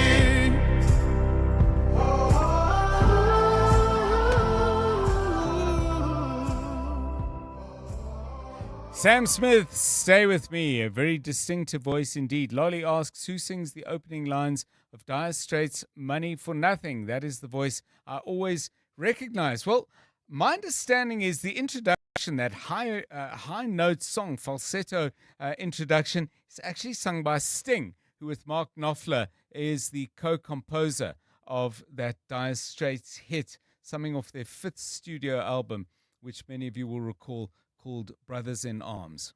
Definitely Roy Orbison, Julio Iglesias, and Kenny. Double HP Dr. John, hip hop pantola. His voice is very distinct. I can notice it from any song.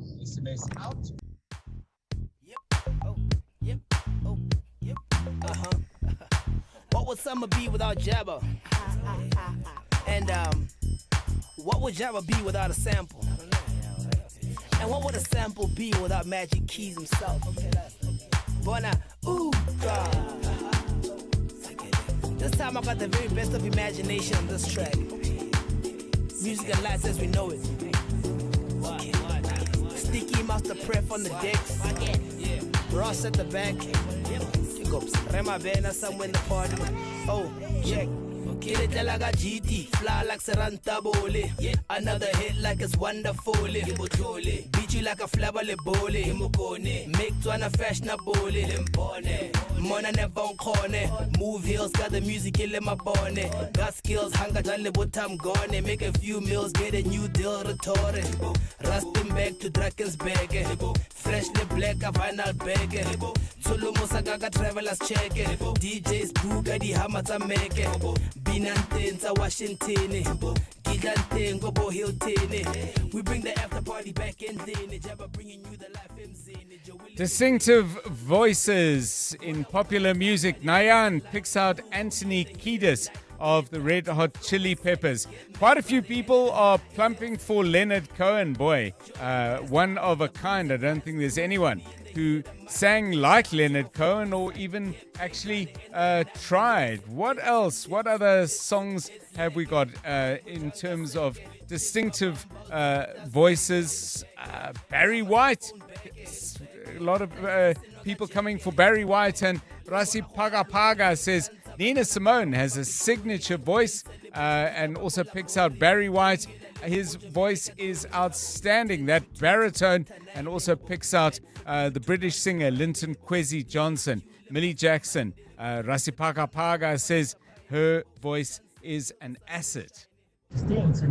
Hi John, Mono here. Sitting in the traffic on the N3. So, song that's very clear, very distinct voice is Mr. Leonard Cohen and Dance Me to the End of Time. Hi John, I think Johnny Cash has got a very distinctive voice, and you can literally, no matter what the song is, whether you know it or not, you can hear that voice from a mile off. Thanks John. Cheers.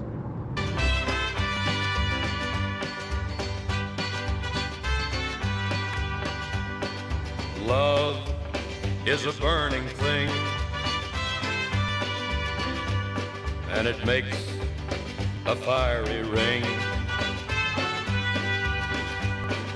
Bound by wild desire, I fell into a ring of fire. I fell into a burning ring of fire.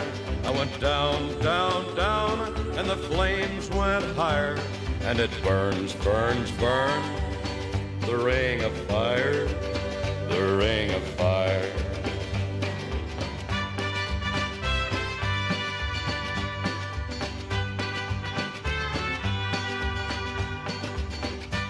Janis Joplin says Lynn Lawrence, Tom Waits, David Bowie, Bob Dylan. You can spot them in any song, guaranteed. Ingrid picks out these three: Joe Cocker, Chris Christopherson, and Elton John. And Chris says, I feel with little fear of contradiction, the most recognizable voice in the world of music is David Surkamp from Pavlov's Dog. So many singers, so many songs, so little time. I'm John Perlman. Thanks so much for joining us from the 702 Drive team. Good night. I fell for you like a child. Oh, but the fire went wild. I fell in. And now, The Money Show with Stephen Grootes, live on 92.7 and 106 FM. Streaming on the Prime Media Plus app and DSTV channel 856. The Money Show with Stephen Grootes is brought to you by Absa Business Banking, featuring the Agri-Trends 2026 Autumn Edition. In agriculture, smart moves need smart insights. We get it. Good evening. On your Money Show tonight, organised business joins the chorus of those sounding the alarm over the state of Joburg. They say it's now a national emergency. Pick n Pay pauses its Section 189 process after an intervention by the Labour Minister. Google joins the fight against deepfake calls with an Android AI deepfake detector. And an investment school tonight, everything you've ever needed to know about inflation, interest rates and the Reserve Bank. All of that to come. But first, the very latest Eyewitness News. Good evening, I'm Maki Malapo. The Parliament Ad Hoc Committee investigating allegations of police corruption will reconvene this evening as it rushes to complete its report. Tonight's meeting will be a continuation of work from its last meeting, where evidence leader Norman Arendse presented his first evidentiary report. The evidence from witnesses in the report made adverse findings against the likes of Minister on Special Leave, Senzo Mchunu, and how he may have violated the Constitution when he disbanded the Political Killings Task Team. Babalo Ndenza has more. The ad hoc committee in its first draft report